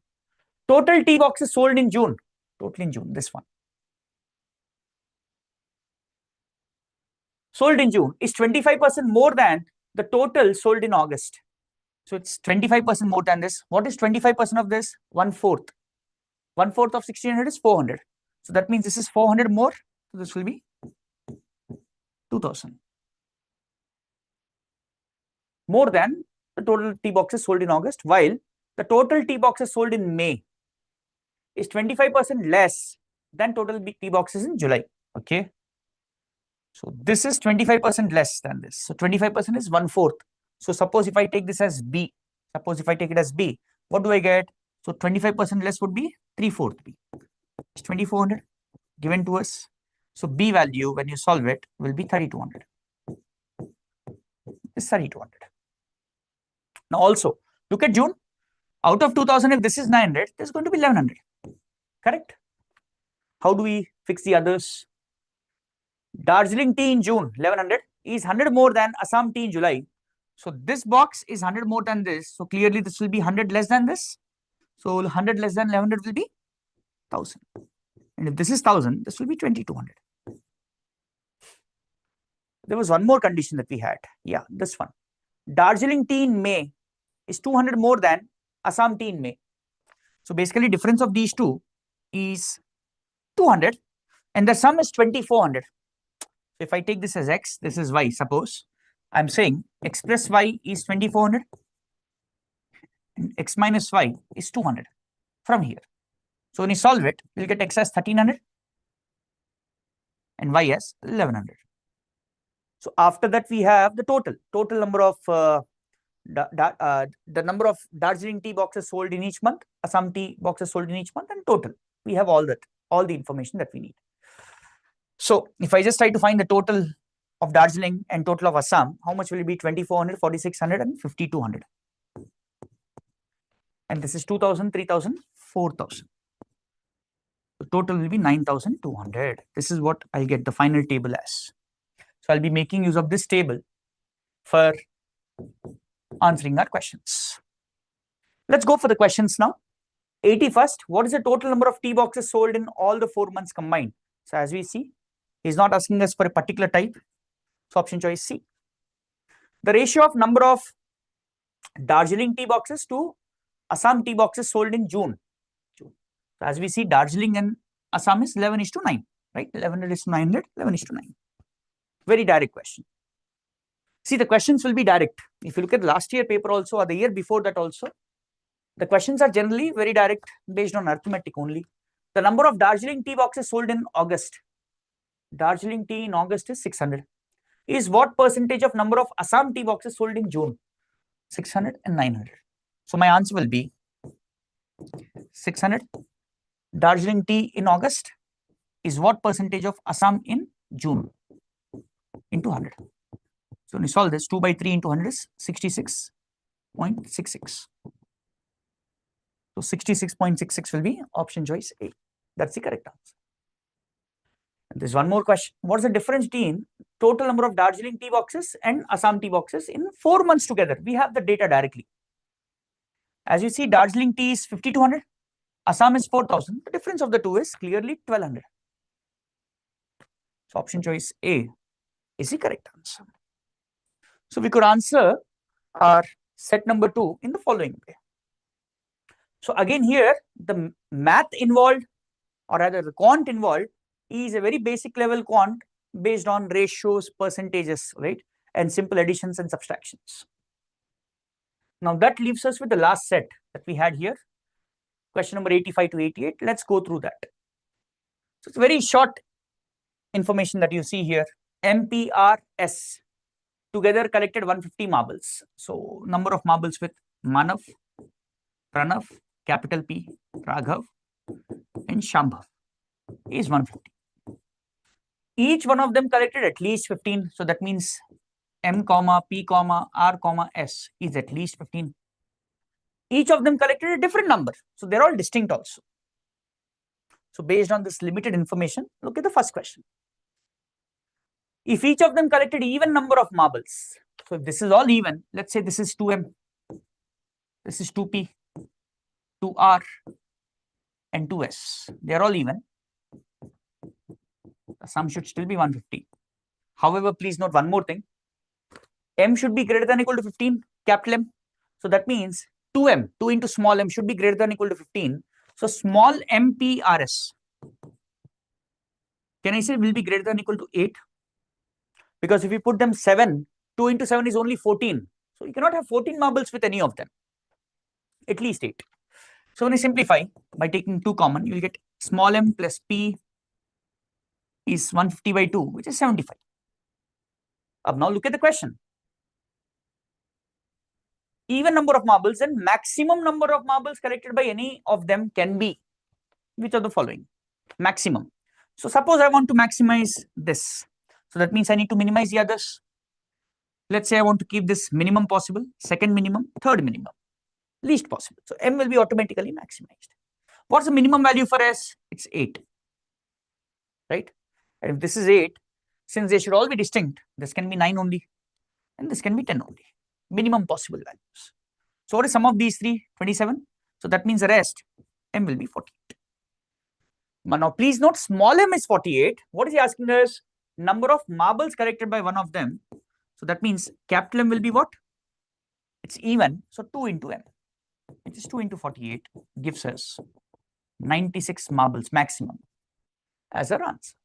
So the maximum marbles with any one of them can be 96. Next, 86th. If each of them collected odd number, so this time it's odd. So let's assume capital M, capital P, capital R, capital S is 2a minus 1, because odd number general form is this. Capital M is this, capital R, capital P is this. I'm taking in the same order, 2c minus 1 and 2d minus 1. This should still be 150, total number of marbles. Then maximum number of marbles collected by any one of them can be, again, same question. Instead of even condition, this time we have odd condition. So when you simplify, 2 into a plus b plus c plus d will be 154. So a plus b plus c plus d will be 154 by 2, which is 77. Now one more thing. Now what will be the minimum value for a, b, c, d? Again, let's try to notice that. Can I put d as 7? So if I put d as 7, what will be capital SB? 2 into 7, 13, 14 minus 1, 13. Not possible.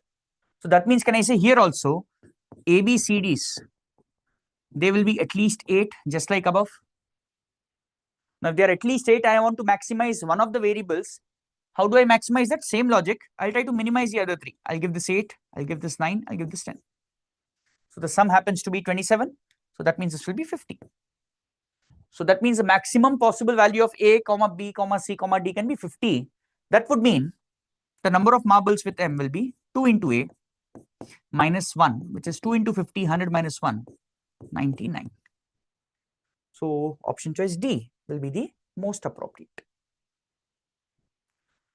If each of them collected over 30 marbles, then the maximum number of marbles collected by any one of them. So M, P, R and S, I think, is 150. Each of them collected over 30. It's not saying at least 30. Over 30 would mean at least 31. Then maximum number of marbles collected by any one of them. So suppose I want to maximize M again, I'll minimize the others. S will be 31 minimum. So they cannot be equal. So this will be at least 32. This will be at least 33. How much is the sum? When you look at the sum, it's 96. So the rest will come here, which will be what? 54. So that means the maximum number of marbles for any one of the 4 can be 54, never more than that. So option choice D will be the correct answer. If each of them collected odd number of marbles, odd again would mean something like this, 2a minus 1, 2b minus 1. If each of them collected odd number of marbles and Raghav collected M plus P plus R plus S is 150. Raghav is 73, right? Raghav is 73. If you remove that, so M plus P plus S will be what? It will be 77. Now, since all of them have to be odd, let's take this as 2a minus 1, 2b minus 1. And suppose this is 2d minus 1, just like the previous question, A, B, C, D respectively for MP, R and S. So when you solve this, 2 into A plus B plus D will be 80. So that means A plus B plus D will be 40. Now what is he asking us? So we have a condition. Let's read the remaining question. Then the minimum difference in the number of marbles between the one who collected highest number of marbles, which most likely is R, because R is almost half of this, so like most likely it's R, and the second highest number of marbles. So that means, see, I already know R is the highest. By the way, how do I know R is the highest? It's almost half. So 73 out of 150 is almost half. The others definitely cannot be more than this. Because, for example, suppose, and they should be odd, R is already 73. The other person who is suppose higher than R must be at least 75. That means 148 is already done. That means the remaining 2 should have 1 and 1. Not possible, because they should have different number of marbles. So here R is the highest, that's established. I need to maximize one of the 3 and then find the difference, minimum difference. what's the minimum difference in the number of marbles between the one who had highest number, which is R 73, and the one who had second highest. Let's try to minimize this. So here, if you want to minimize at least 15 marbles, I think that was the condition which was given in the beginning, right? At least 15 marbles. Each of them has at least 15 marbles. So here, based on that, can I say A comma B comma D, the minimum value will be at least 8 again. It cannot be less than that. So suppose I'm trying to maximize A, I'll put D as 8. So then B will be 9, 17. So then A will be 23. It's the highest possible for A. So if A is 23, what's the number of marbles with M? So it's 2A minus 1, which is 45. The maximum possible number of marbles with the second highest, with the person having the second highest number of marbles can be 45, never more than this. Now the question is difference between 73 and 45. So what's the answer? It's 28. So the answer for this question should be 28, which doesn't appear in any of the options except for the fourth, thus I put none of these.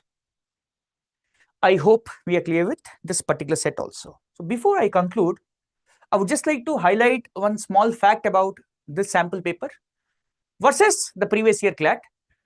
So as I was saying, in the previous CLAT, there were 2 sets of 6 questions each. Here in sample, we have 3 sets of 4 questions each. Don't go into the test with any kind of expectation, right? Please be okay with the previous format also. That's one difference. Second is, the questions here were more direct. The data was very limited, right? For example, if you look at this fourth one, it was very limited, just 2 lines. Now, in the previous year CLAT, the data was, quantum of data was huge, right? So these are 2 points that we had, right? Now, I'll end the session here, and now my colleague Akash sir will be taking it forward. Thank you.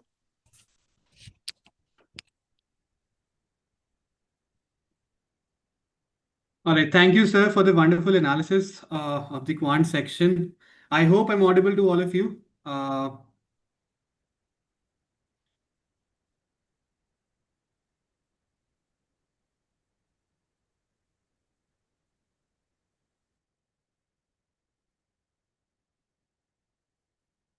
All right, so here we are with the analysis of the second sample paper of CLAT, or let me put it as the first full-length sample paper of CLAT 2026 exam. I know the CLAT consortium has the habit of pulling a rabbit out of the hat, that too at the very last moment. But so that's the reality that we have to live with now. So I'll start the analysis with the GK section first. I'll first take GK, and then we'll move on to the legal reasoning section. And of course, there are certain things that might seem worrying at this point, but let me tell you, there's nothing to worry about at all. There's nothing to worry about at all. There has been a change in the number of passages. The number of the passages and the length of the passages have changed both in legal reasoning and GK section. But we should not be worried at all about this. See, if you compare this with the last year's paper, the CLAT 25 paper, in GK as well as in legal reasoning, there were 6 passages each. And with about 6 to 7 questions in each passage. Whereas in this year's paper, what we see is there are 4 passages each in legal reasoning and GK. And in legal reasoning, there are 8 questions each. In every passage, we find 8 questions at least. So although the length of the passage has gone up, but the number of passages has gone down. So now what I feel is that eventually if you were taking, let's say, 5 to 6 minutes to deal with a passage previously, now, and you were dealing with 6 passages, it would take around 35 to 36 minutes for you for legal reasoning. So if I was doing 6 minutes, if I was taking 6 minutes per passage and I had 6 minutes, 6 passages to deal with, I would take at least 36 minutes. It would take at least 36 minutes for me to completely solve the legal reasoning section. But here, in a set where the passages are lengthy, but the number of passages has gone down, so I may end up taking 8 minutes per passage. But then eventually the overall time that I'm taking to solve the section goes down. So if I take 8 minutes per passage, that means I'll take a total of 32 minutes to solve the legal reasoning section. Right? Similarly, if I take 4 minutes per passage, in GK, it would not take me more than 16 minutes to solve GK. And that is the ideal time. That is the optimum time to solve GK section, 15 to 16 minutes. So if I'm giving 4 minutes per passage, maybe 3 minutes for reading and 1 minute for solving questions in GK, it should not take me more than 4 minutes to read the passage and solve one passage. Overall, there are 4 passages, so I'll not take more than 16 minutes for that. All right, now let me analyze each and every topic, each and every passage, and see whether whether the passages are on expected lines or what kind of questions are asked. Right. So let's quickly begin with the first passage in GK. The first passage in GK, it is based on MSP. Now, although the passage, at least the first passage is not very lengthy, it is hardly around 250 to 300 words. It talks about the features of MSP. Then it gives us also mentions certain facts which are directly asked as questions. For example, if you read the very first line, India's minimum support price system has long been a central feature of agricultural policy designed to protect the farmers from price volatility. This information has been asked in the question. Again, if you read the next statement, while the MSP covers several crops, procurement is concentrated mainly in wheat and rice. Again, something which is asked in the form of questions. So one thing that what we can make out from this sample paper is, at least in GK, the passages are relevant. We cannot rule out the importance of passages. So reading the passage is important, right? I'm not reading the passage as a whole. I'll just highlight the information which is important, right? Then the passage also talks about the arguments in favor and against the MSP and the objective it seeks to achieve.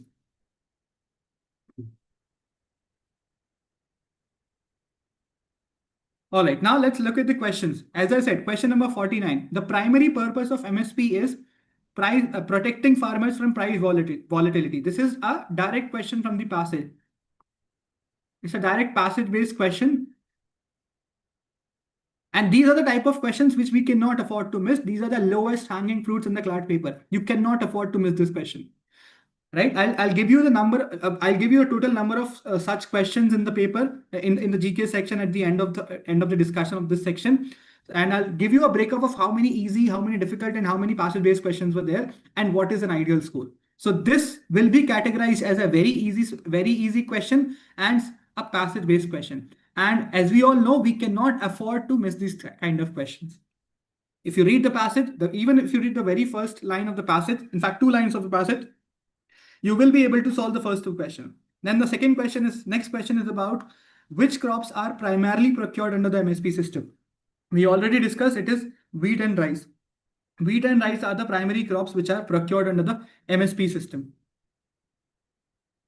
Now, next question number 51. Which body recommends MSP every year to the government of India? See, you have to read the question very carefully.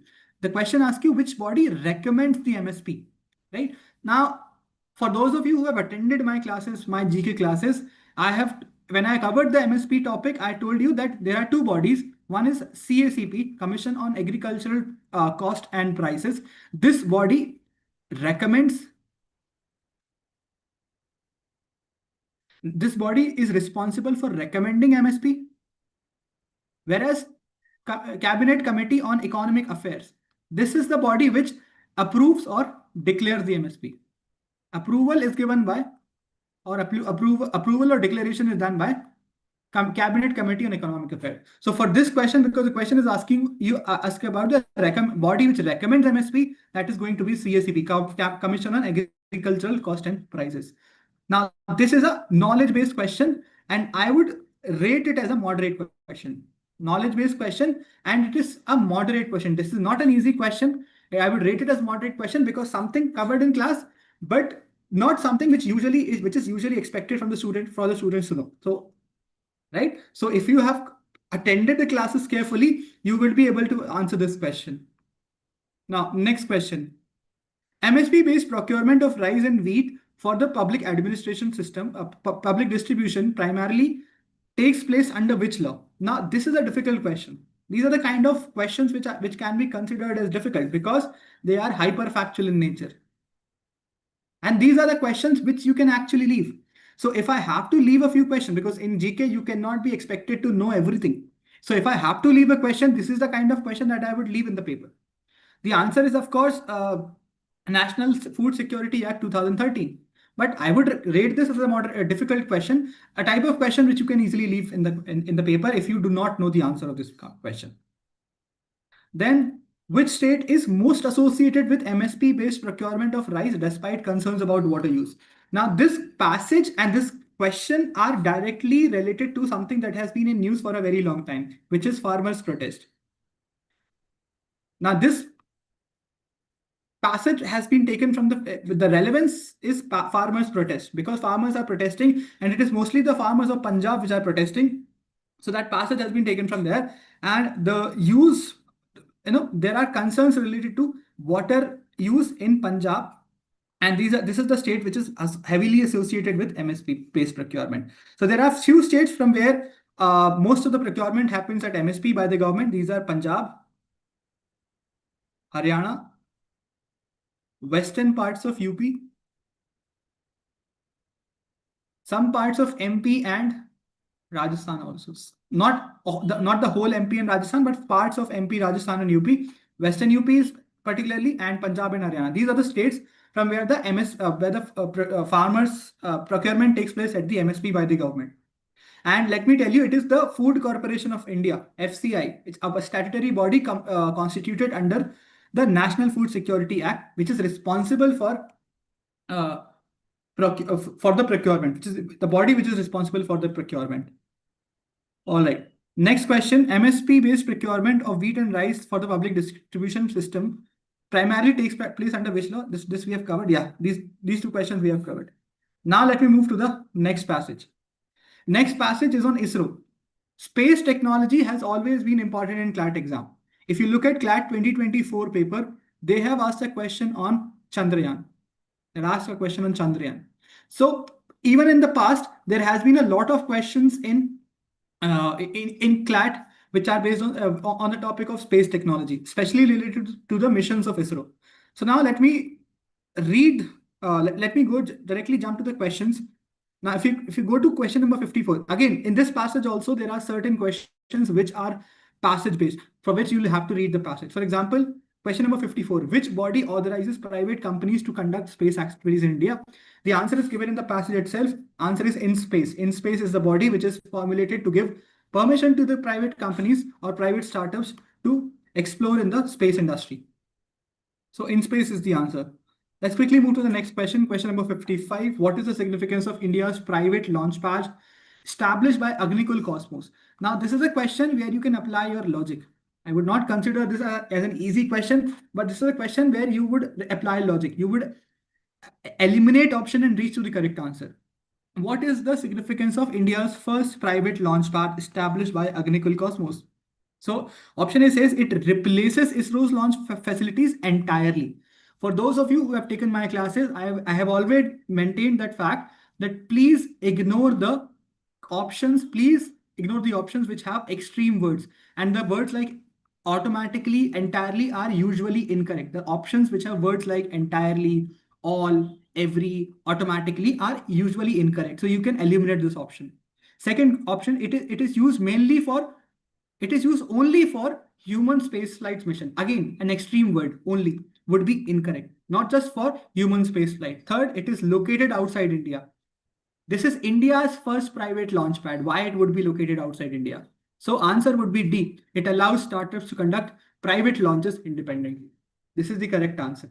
So again, a logic-based question of moderate difficulty level. If you think about this question, if you read the options properly, you would be able to answer this question. Next, Skyroot Aerospace Vikram S this is something that we have covered recently in the revision classes that I've conducted. So for those of you who have attended those classes carefully, you would be able to answer this. And in fact, this information is there in the passage also. This information is there in the passage.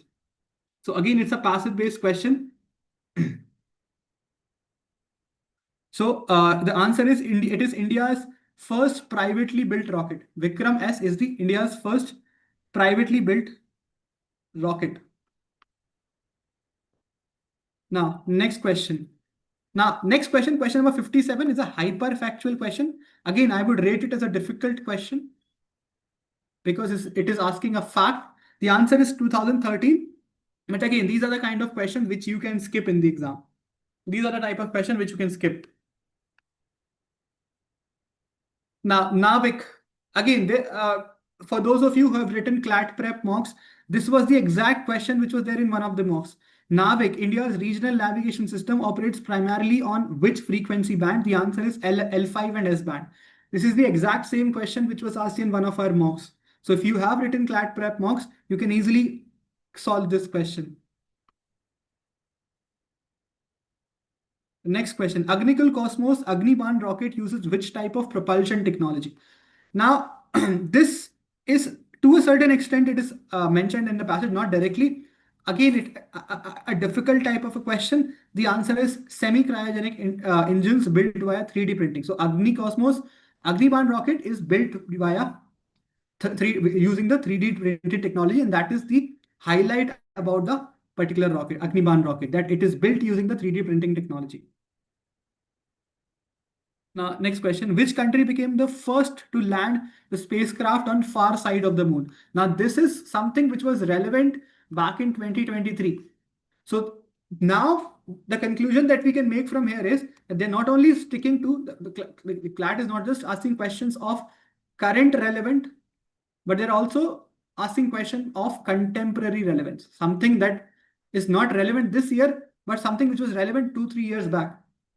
Now, when India launched Chandrayaan, India launched the mission on the far side of the moon. But the first country to do so was China.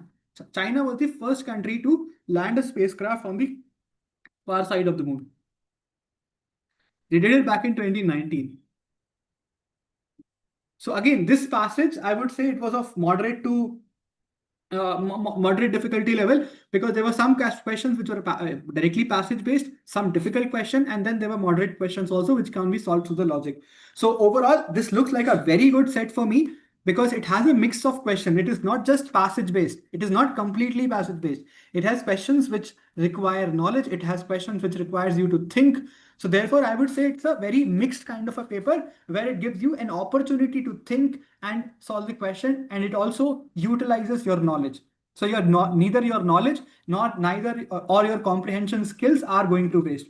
It utilizes both.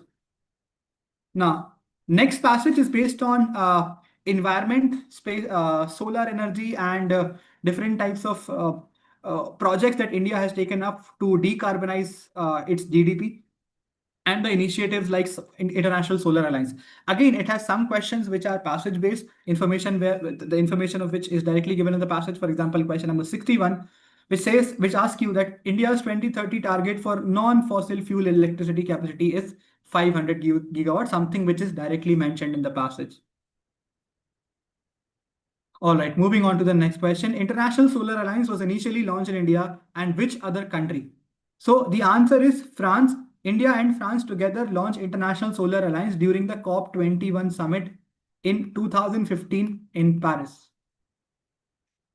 Along with the signing of Paris Agreement, India and France launched the International Solar Alliance. It's a global alliance of countries which the objective is to tap the potential of solar energy. Initially, the membership of International Solar Alliance was limited to the tropical nations, countries which lie between the tropics, but now it is open to all the members of United Nations. The headquarters of International Solar Alliance is in Gurugram. International Solar Alliance headquarters is in Gurugram. Next question. Green hydrogen is primarily expected to decarbonize which sector?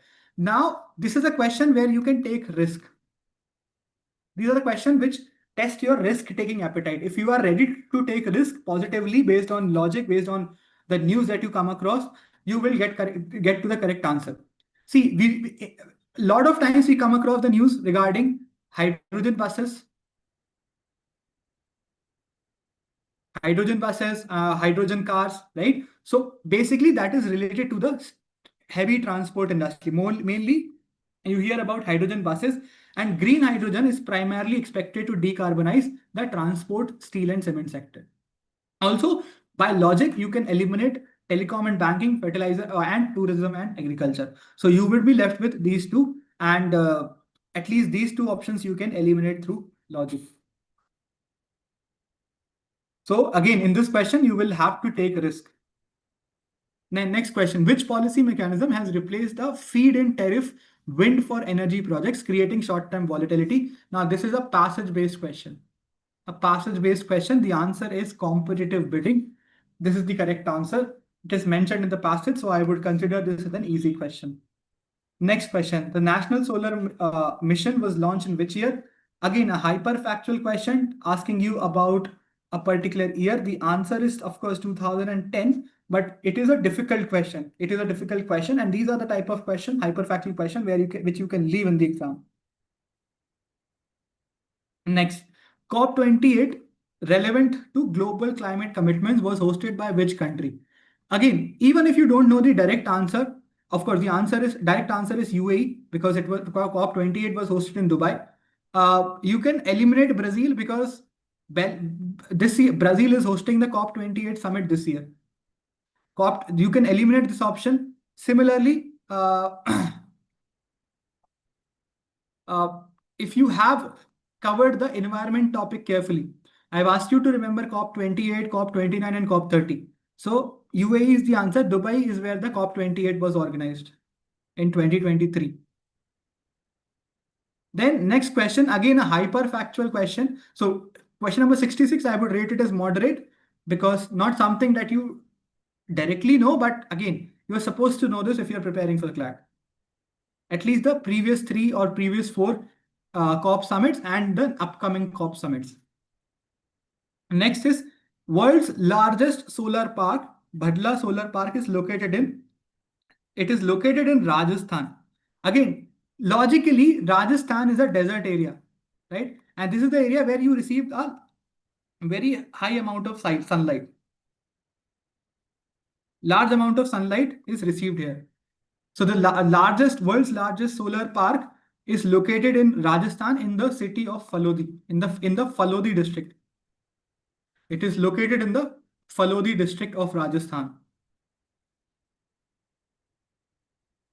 Next question, World Energy Outlook is published by International Energy Agency. Again, whenever we cover a report or indices, the first thing that you should know about a report or indice is the organization which publishes the report.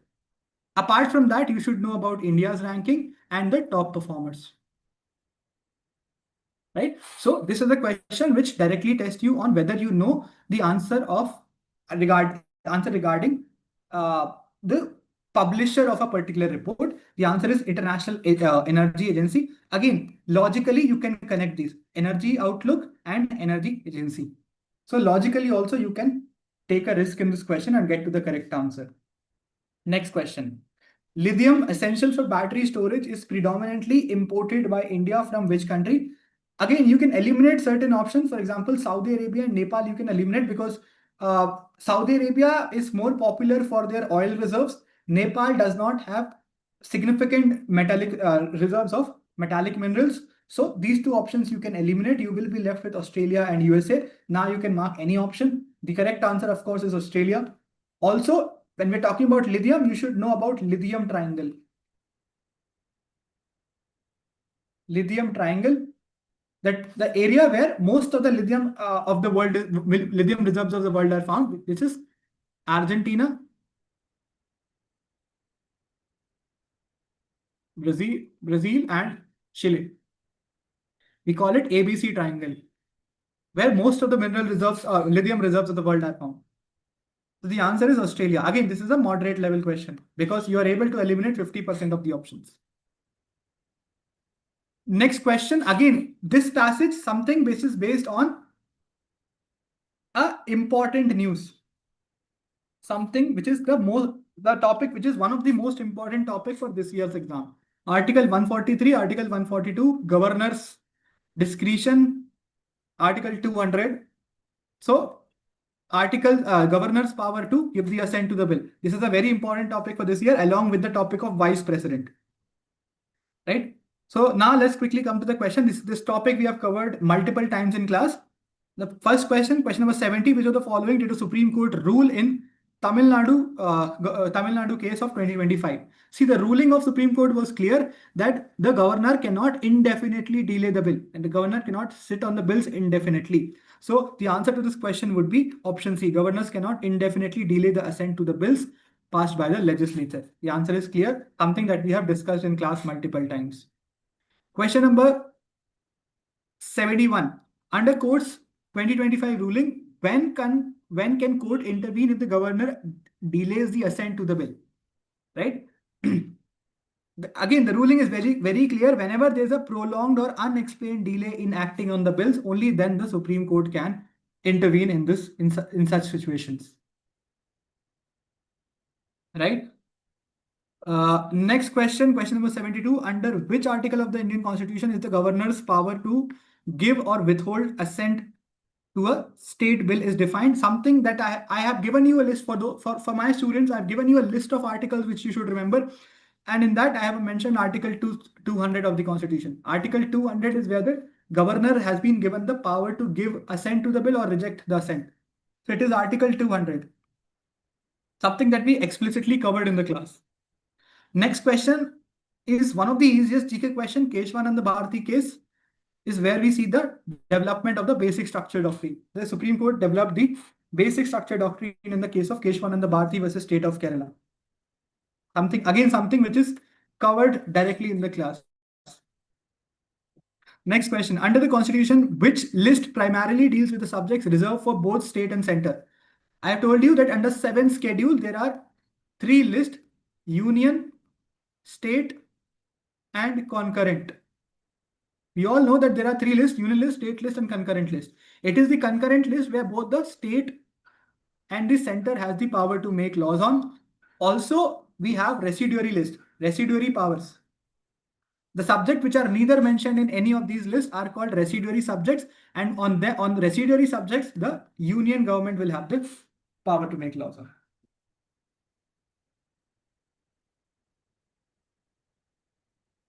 All right, moving on to the next question. Which body resolved the interstate water disputes in India? This is Interstate Water Dispute Tribunal. Supreme Court does not have the jurisdiction over these. Then which of the following bodies can issue advisory opinion when the president makes a parliament makes a reference under Article 143? The answer is Supreme Court. Again, something which everyone is supposed to know. An easy question. All right. With this, we come to an end to our discussion on GK section. Now, let me give you the overall analysis. So overall, there are 4 topics that were asked. And these 4 topics were MSP, Article 143, space technology,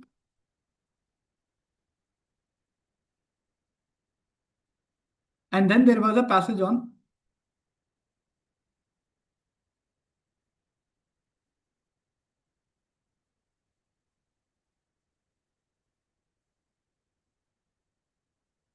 environment.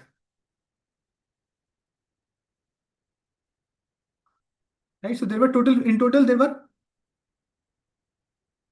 4 passages on 4 different sections, 4 different areas.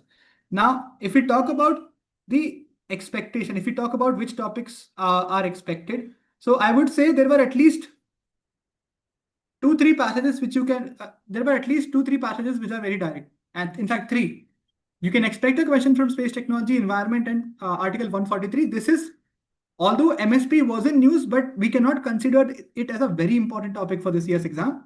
But again, you could have solved at least 4 questions from here also. Even though one question was difficult, the other questions were either easy or directly passage based, so that question can be solved.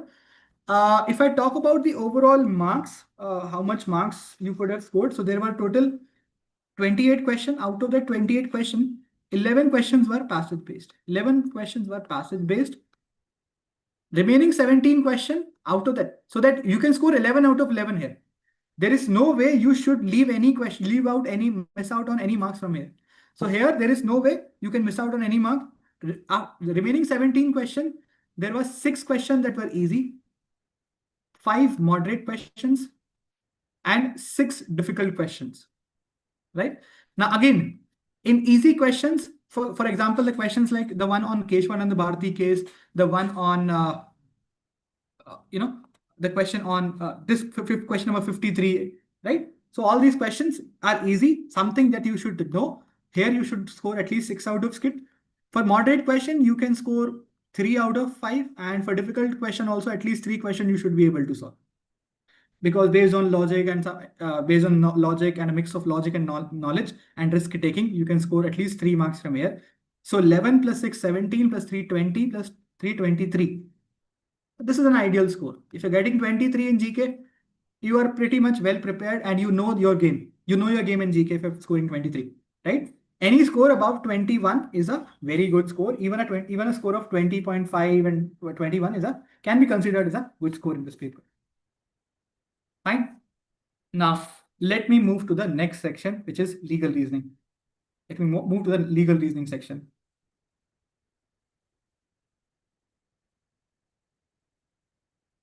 All right. In legal reasoning also, there were 4 passages. Out of these 4 passages, I would say there were 8 questions each in every passage. The first passage, if you look at the first passage, okay, let me first talk about the overall perspective. If you compare this with the last year's paper, the Clat 25 paper, you would find that this year there are, instead of last year in 2025 paper, there were 6 passages. This year, in the sample paper, there are 4 passages. Now, these passages were, of course, of a shorter length, whereas these 4 passages are lengthy. Some of the passages are as long as 550 words. So yeah, the length of the passage is higher. But at the same time, the number of passages gone down. So overall time that you take to solve legal reasoning section is either going to reduce or going to remain same. There's nothing to worry about. One good thing about the passages for this year's sample paper is they have given a clear-cut categorization of the paper. For example, categorization of the passage, which makes it easy for us to understand the passage. For example, if you look at the first passage, in the first passage, initially they have talked about a report on the Indian Juvenile Justice and Care and Protection of Children Act 2015, and the report which is quoted is Indian Justice Report, right? And they've mentioned the name of the report. Then they have talked about the highlights of the report and they have categorized this. So first issue that was highlighted in the report is pendency of cases. Then there were vacancies in the Juvenile Justice Board, and they have highlighted the infrastructure gap. So whenever I'm reading this paragraph, whenever I'll read this paragraph, I will start reading this paragraph from the point of view of pendency of cases. From the point of view of pendency of cases, I will look at the paragraph from the point of view. So I will already get an insight of what exactly is there in the passage. I would, before even I start reading the passage, I know what exactly is there in the passage, or at least in this particular paragraph. So I will have a perspective before even going into the passage. So that categorization makes these passages easier to read. All right. Now let me go to the question. Now, if you look, I'm not going to read the passage in entirety. I'll just quickly give you a brief of the passage. Passage number 1 talks about Juvenile Justice Act.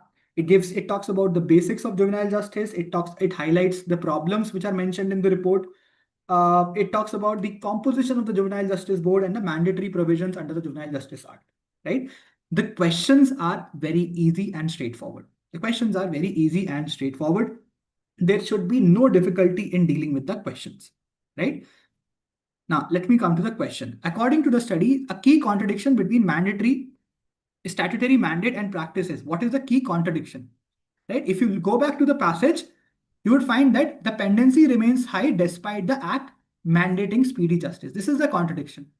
This is the key contradiction between statutory mandate of the Juvenile Justice Act and the current practice. This is directly mentioned in the passage, something which is directly mentioned as it is in the passage. The very first point, the study highlights that as of October 31, 2023, more than 50,000 children in conflict with law are awaiting justice, right? So this is the contradiction. The legislative promise that a child in conflict with law will have their case disposed of without delay and in a manner that promotes the child's sense of dignity and worth remains largely unfulfilled. This is the inconsistency. This is the contradiction, that there was a promise made by the law, that promise remains unfulfilled because the pendency still remains very high. So question number 1, easy. Question number 89, easy question, something directly from the passage. Then question number 90, which of the following best explains why incomplete juvenile justice benches violate the intention of the act? Again, if you look at the third paragraph, which talks about vacancies, right? This is a question directly from that information. So even if you have to go back to the passage, you know where exactly you have to go back, where exactly the location that the information that you require is located, right? So next question, which of the following best explains why incomplete juvenile justice benches violate the intention of the act? The answer of this would be B for Bombay. The act requires multidisciplinary benches. See, the idea of juvenile justice benches, we not just want the members from judiciary, we want social workers, we want lawyers, we want mental health and physical health experts to come and decide whether a child should be treated as an adult or a child should be treated as a juvenile, right? So that is the answer. B for Bombay would be the correct answer. Again, a very easy question. If you read the passage, if you have an overall understanding of the passage, you would be able to answer this question very easily, right? Now, coming to the next question, question number 91, which of the following statement is consistent with the report's conclusion? Again, the report's conclusion is that the system is mirroring inefficiencies of the adult system instead of being distinct. Now, again, something directly mentioned in the paragraph. The last paragraph, if you see where they have mentioned the conclusion, they have clearly mentioned the conclusion of the report. The report concludes that gap between legislative intent and ground reality remains wide, with the juvenile justice system often mirroring the inefficiencies of the adult criminal justice system. A question directly from the passage itself, right? Again, an easy question, something you can easily answer. Okay. Next question, question number 92. A child is produced before JGB where only the principal magistrate is present because both social worker positions have been vacant for months. There has been a vacancy. Now, the prosecution claims that the act permits proceeding to continue even with the partial benches to avoid delay. Decide. The answer of this question is B for Bombay. Partial benches undermine the statutory intent, which requires full multidisciplinary composition. Again, directly from the passage, easy question. Okay, question number 93. A 17-year-old accused of a heinous offense is sent to a regular observation home because the state lacks a place of safety. His guardian argues this placement is illegal and violates the statutory mandates. The home argues that because absence of infrastructure leaves no alternative, which interpretation is most consistent with the passage? The answer is A. Placement violates statutory intent. The intention of the statute is violated because places of safety are specifically mandatory. It is mandated in the state. It is a mandatory condition in the Juvenile Justice Act that places of safety must be constructed. So if there are no places of safety, the intention of the statute is defeated. Therefore, A would be the correct answer here.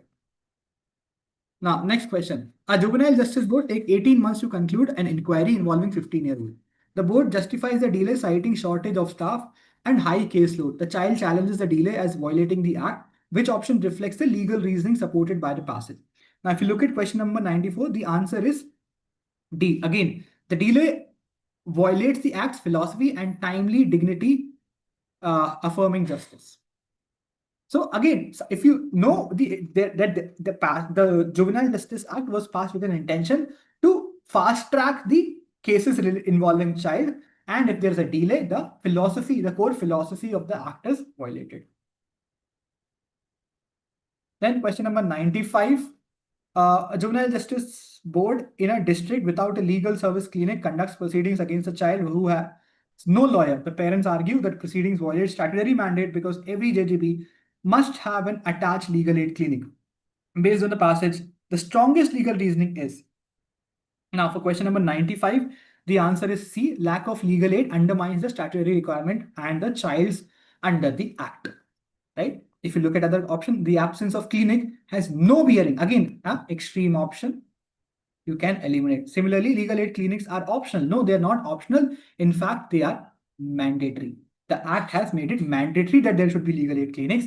Then option D, the JGB can replace legal aid clinic with counseling staff. Again, something which is not given in the passage. Something not given in passage. If this condition is mandatory, how can they be replaced? So therefore, the only option left for question number 95 is option C. Now, let's move on to question number 96. A child's bail application is rejected, but the order contains no reasoning because JJB claims it does not maintain regular documentation due to shortage of staff. On appeal, the appellate authority must decide whether this is permissible or not. Which reasoning is most aligned with the report? The answer is A. Failure to document is a statutory compliance breach, undermining the legitimacy and decision of the law. So, in this case also, the Act undermines the overall objective of the law. There are certain mandatory provisions in the law which are violated, and because of such violation, the Act is invalid, right? So again, I would consider this particular passage as easy, and you can get even 8 out of 8 in this passage. Easily, you can score 8 out of 8, and the time span which you can take to solve this passage is around 8 minutes, because the passage was slightly lengthier. You can take at least around 4 minutes to read the passage, and then 30 seconds per question, 30 seconds to solve the question. So overall, 8 minutes, within 8 minutes, you should be able to solve the passage. Then let's move to the next passage, which is based on National Sports Governance Act, the new Act. So again, this year also, the Clat consortium has continued with the trend. In last 2 years, they have asked a question on new laws which are passed in that particular year. And this time also they have, at least in the sample paper, they have asked a question on a new legislation which is brought in. Now, this passage talks about the composition of the National Sports Board and the different types of bodies which are created. Again, the questions which are asked from this passage are very direct and straightforward. If you just read the passage, even if you talk about the readability, there should be no difficulty in reading the passage, because it is a very descriptive type of a passage. It is actually a passage which tells you what are the different types of bodies which are created under the National Sports Governance Act, right? So there are different types of bodies. If you see under Article 3 and 4, NSG provides establishment of national sports bodies which shall act as governing bodies for their respective sports and sports organizations. That is the National Olympic Committee, National Paralympic Committee, National Sports Federation for each designated sport, and Regional Sports Federation for each designated sports, right? Then it talks about Article 5 and 7, which provides for the establishment of National Sports Board, and then the paragraph talks about the powers of the National Sports Board. Powers of the National Sports Boards are provided here. Then it talks about Article 17 and 26, which leads the foundation of National Sports Tribunal for independent, speedy, and cost-effective resolution of sports-related disputes. Now, this is what is given in the passage. And then the paragraph talks about the types of dispute which are within the jurisdiction of NST, National Sports Tribunal, and the type of disputes which are not within the purview of NST. Okay, now let's come to the question. Question number 97. Again, a direct question. Which of the following bodies is empowered under NSGA to grant, suspend, resignation of sports federation? This is directly mentioned in the passage. Answer is option B, is National Sports Board. National Sports Board is the answer for this question. Again, something direct and easy. All right, next question. Question number 98. Under NSGA, the National Sports Tribunal does not have jurisdiction over. Again, they have highlighted the not, so you can easily have a look at that. And also a question which is directly mentioned in the passage, question number 98, the answer is option C, disputes already governed by internal mechanisms of national and international sports bodies. These are the disputes which are beyond the purview of National Sports Board. Then question number 99, which of the following is not mentioned as the body created under Article 3 and 4? Now the answer is national sports boards because this is mentioned under Article 5, 6, and 7. All the other bodies are mentioned under Article 3 and 4, whereas these are mentioned under National Sports Board is mentioned under Article 5, 6, and 7. Question number 100. Composition of the National Sports Board include the Director of SAI, 2 sports administrators, and 1 eminent sports person. Option D is the correct answer. Again, a direct and straightforward question from the passage. Question number 101. The national level swimmer challenges a suspension order issued by disciplinary panel of the National Swimming Federation. She files an application before National Sports Tribunal alleging bias and violation of natural justice by the Federation's internal tribunal. Based on NSGA as described, should NST accept the jurisdiction or not?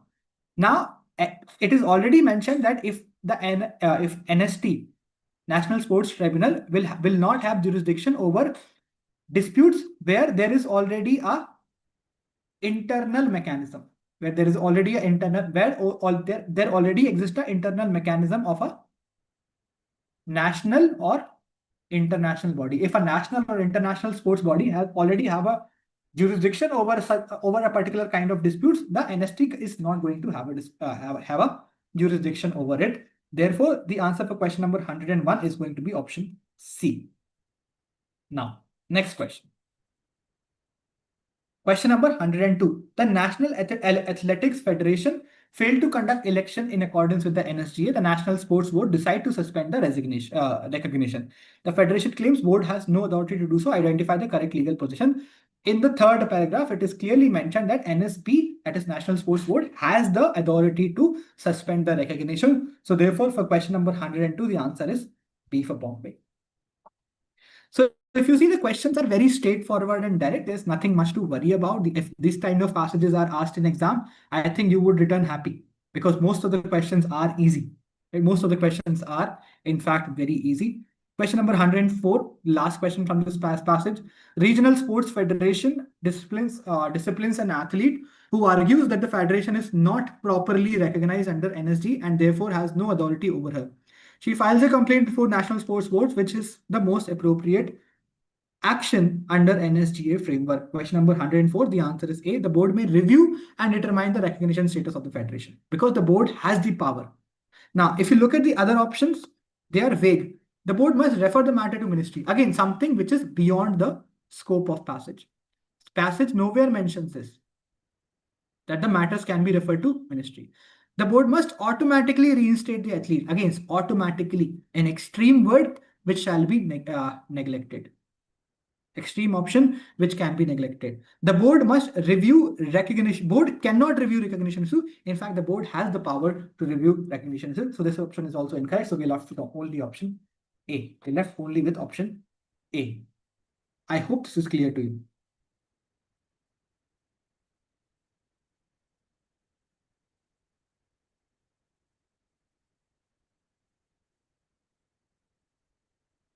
All right, next one. The third paragraph, third passage based on law of torts.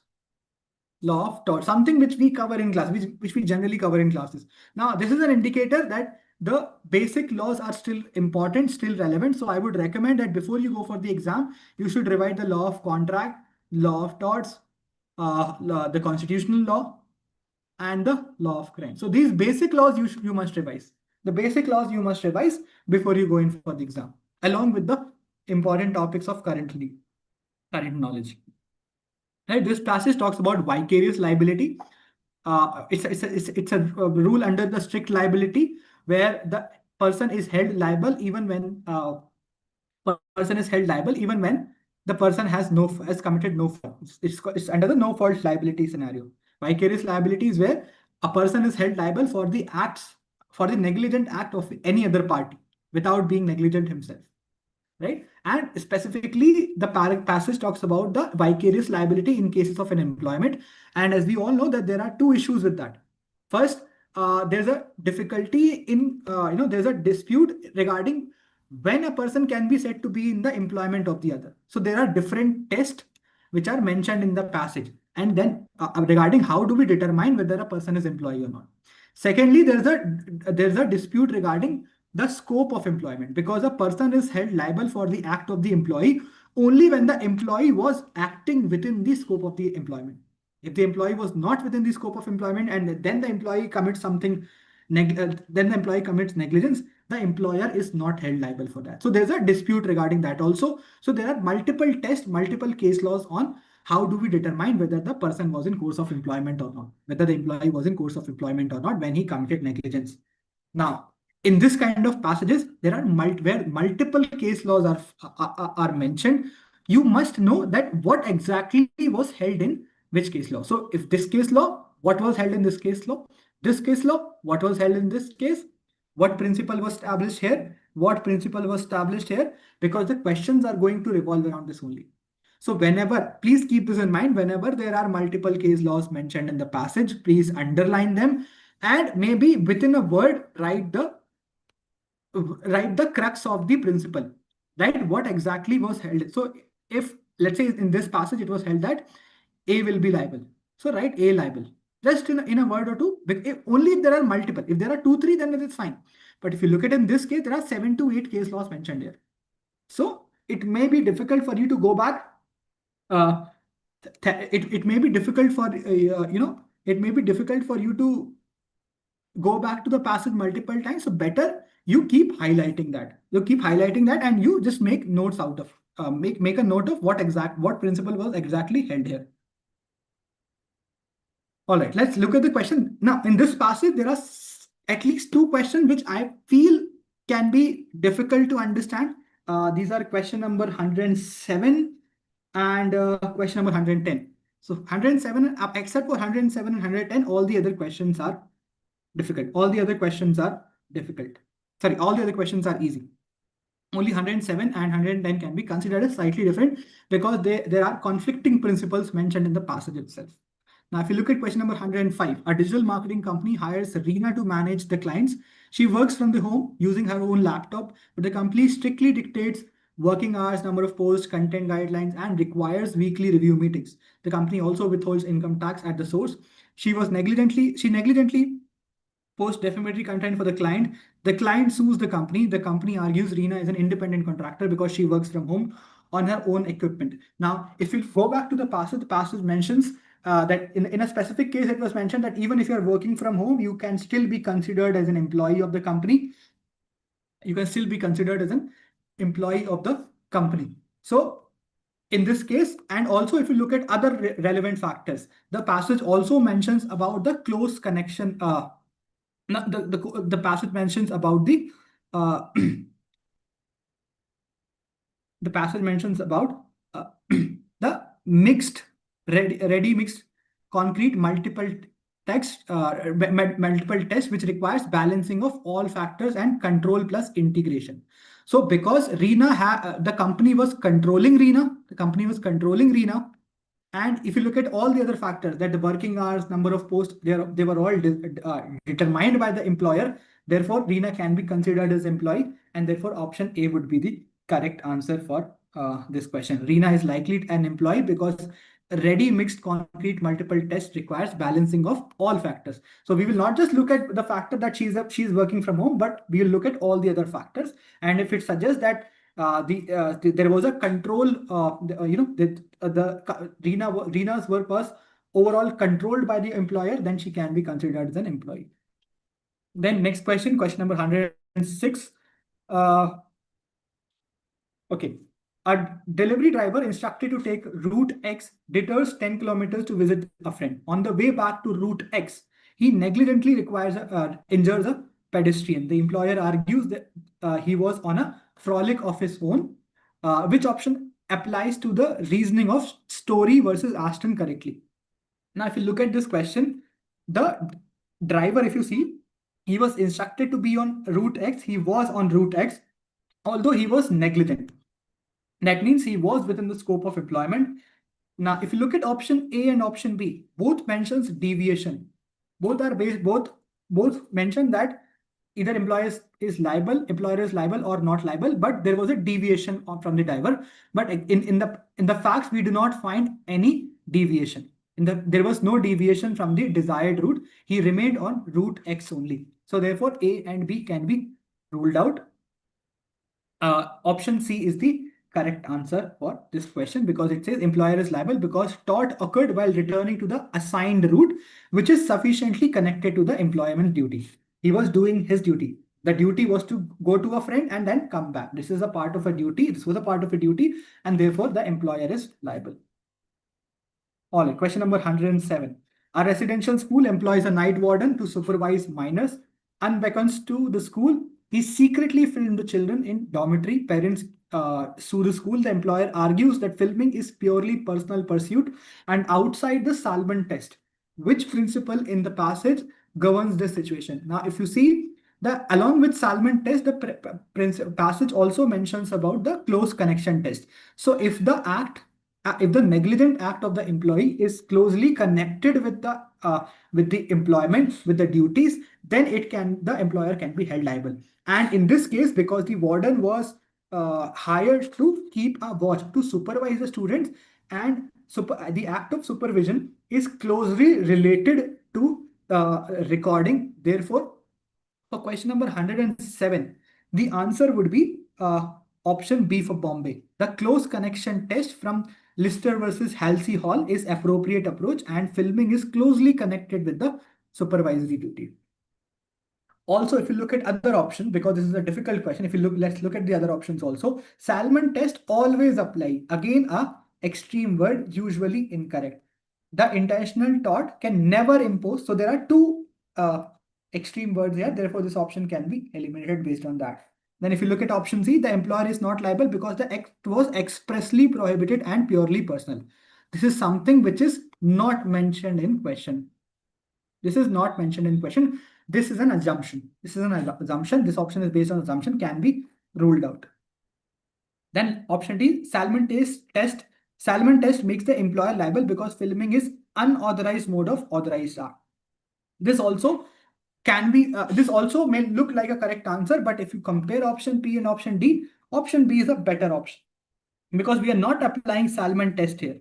What we are applying is close connection test. That is why I said that whenever multiple case laws are mentioned, you should at least underline those case laws and see what principle was upheld in that law, in that case.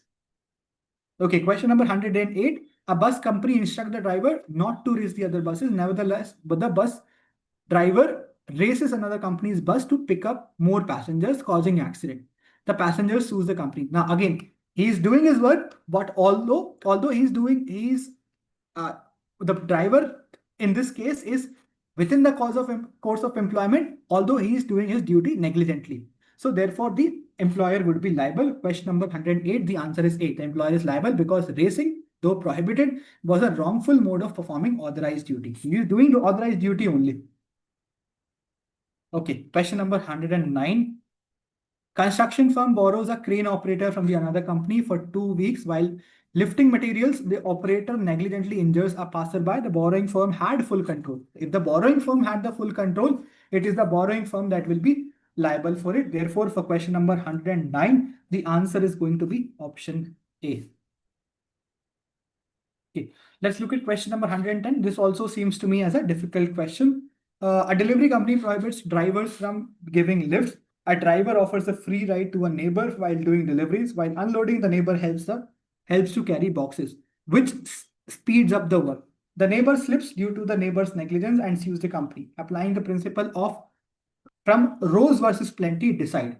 Now, in Rose versus Plenty, it was held that if the employee is doing something which is which is not in the course of employment, but which ultimately benefits the employer, then the employer would be held liable. So therefore, for question number 110, the answer would be D. Employer is liable because Drivers Act, though prohibited, was beneficial to the employee. And whenever the question specifically mentioned that you have to mark the answer based on a particular decision, you have to answer the question based on that particular decision only, or that particular legal provision only, and not based on any other thing mentioned in the passage.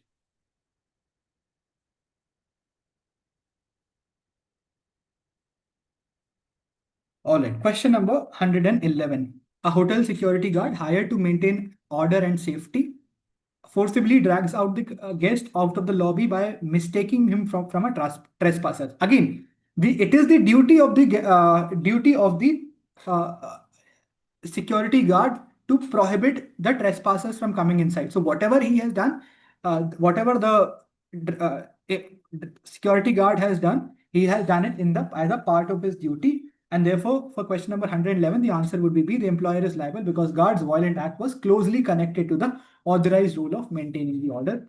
Okay. Question number 112, a truck driver deviates from his assigned schedule.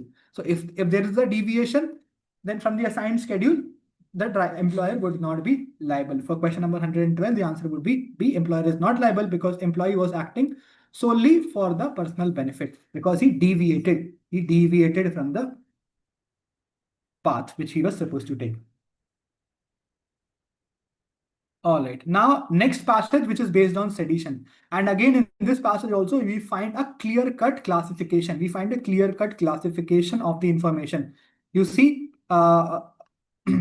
first, they have mentioned some basic details of the crime of sedition, how it has been transformed from IPC to BNS, where BNS does not explicitly mention the word sedition, but it does prohibits or criminalizes the act of incitement to violence against the government.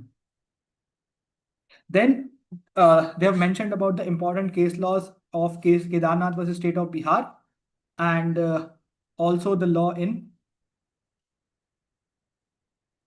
the case of Balwant Singh versus State of Punjab. These are the two leading case laws for sedition.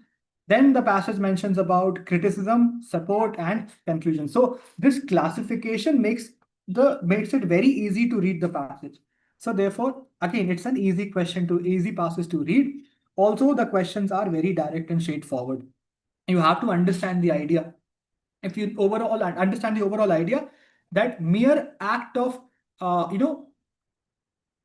expressing your dissatisfaction against the government or any government agency does not amount to sedition unless and until it excites violence, right? Unless and until it excites violence, right? Now let's look at the questions. Question 113, under section 152 of the BNS, student groups organizes a protest march against the new central education policy. During the march, they chant "Reject Anti-Students Law" and hold posters criticizing the government. They have criticized the government, but mere criticism does not amount to sedition. There is no violence, no damage to property or call for rebellion. The police filed case under section 152 for subversive activities, which reasoning best reflects the principle of 𝗖𝗟𝗔𝗧 and Balwant Singh. In both these cases, it was held that mere criticism without any violence does not amount to sedition. So for question number 13, the answer would be option A. Option A would be the correct option. For 114, if you see, an activist writes an article urging that Northeastern state be granted greater cultural autonomy, including control over local resources and administrative reforms. So the activist is calling for reforms. She expressly clarifies that she does not support succession or rebellion. If you support succession or rebellion, that may amount to sedition, but in this case, she has specifically clarified. So there will be no sedition here as well. Answer would be option D. She is not liable because advocating administrative reform without calling for succession or violence is protected speech. Question 115, political leader posts a video saying statehood should be discussed openly. The center must allow self-determination. Again, there is no violation that has occurred based on the principles outlined in the passage. The answer would be, for question number 15, would be B for Bombay. The leader is not liable because abstract discussion do not meet threshold of inciting disorder or violence. Incitement to disorder or violence is the sine qua non for the offense, for constituting the offense of sedition, right? So in this case, answer for question number 115 would be option B. Next question, 116. During a heated rally, 4 men shouted, "We want freedom." The crowd does not respond and no further slogans were raised. Police immediately charges them under 152, promoting separatism, which reasoning aligns with Balwant Singh. Again, mere criticism without violence does not amount to sedition. For question number 116, the answer would be option C. They are not liable because isolated slogan without public impact or incitement do not constitute a crime. All right. Similarly, for question number 117, the journalists report that a banned extremist group is gaining public sympathy in the certain areas due to government inaction. The report documents facts but does not praise or encourage the group. The report is not praising the group. It only represents the documents, the facts. So in this case also, it would not be sedition. For question number 117, the answer would be B, that journalist is not liable because factual reporting without inciting violence. In every option, you have to find that inciting, not because these acts are not seditious because there is no violence incited. Then 118, which principles from 𝗖𝗟𝗔𝗧 remains crucial in evaluating section 152? The answer would be B, speech protected unless it incites violence or public disorder. Similarly, for question number 119 also, according to 152, according to supporters of 152, which justification is most central?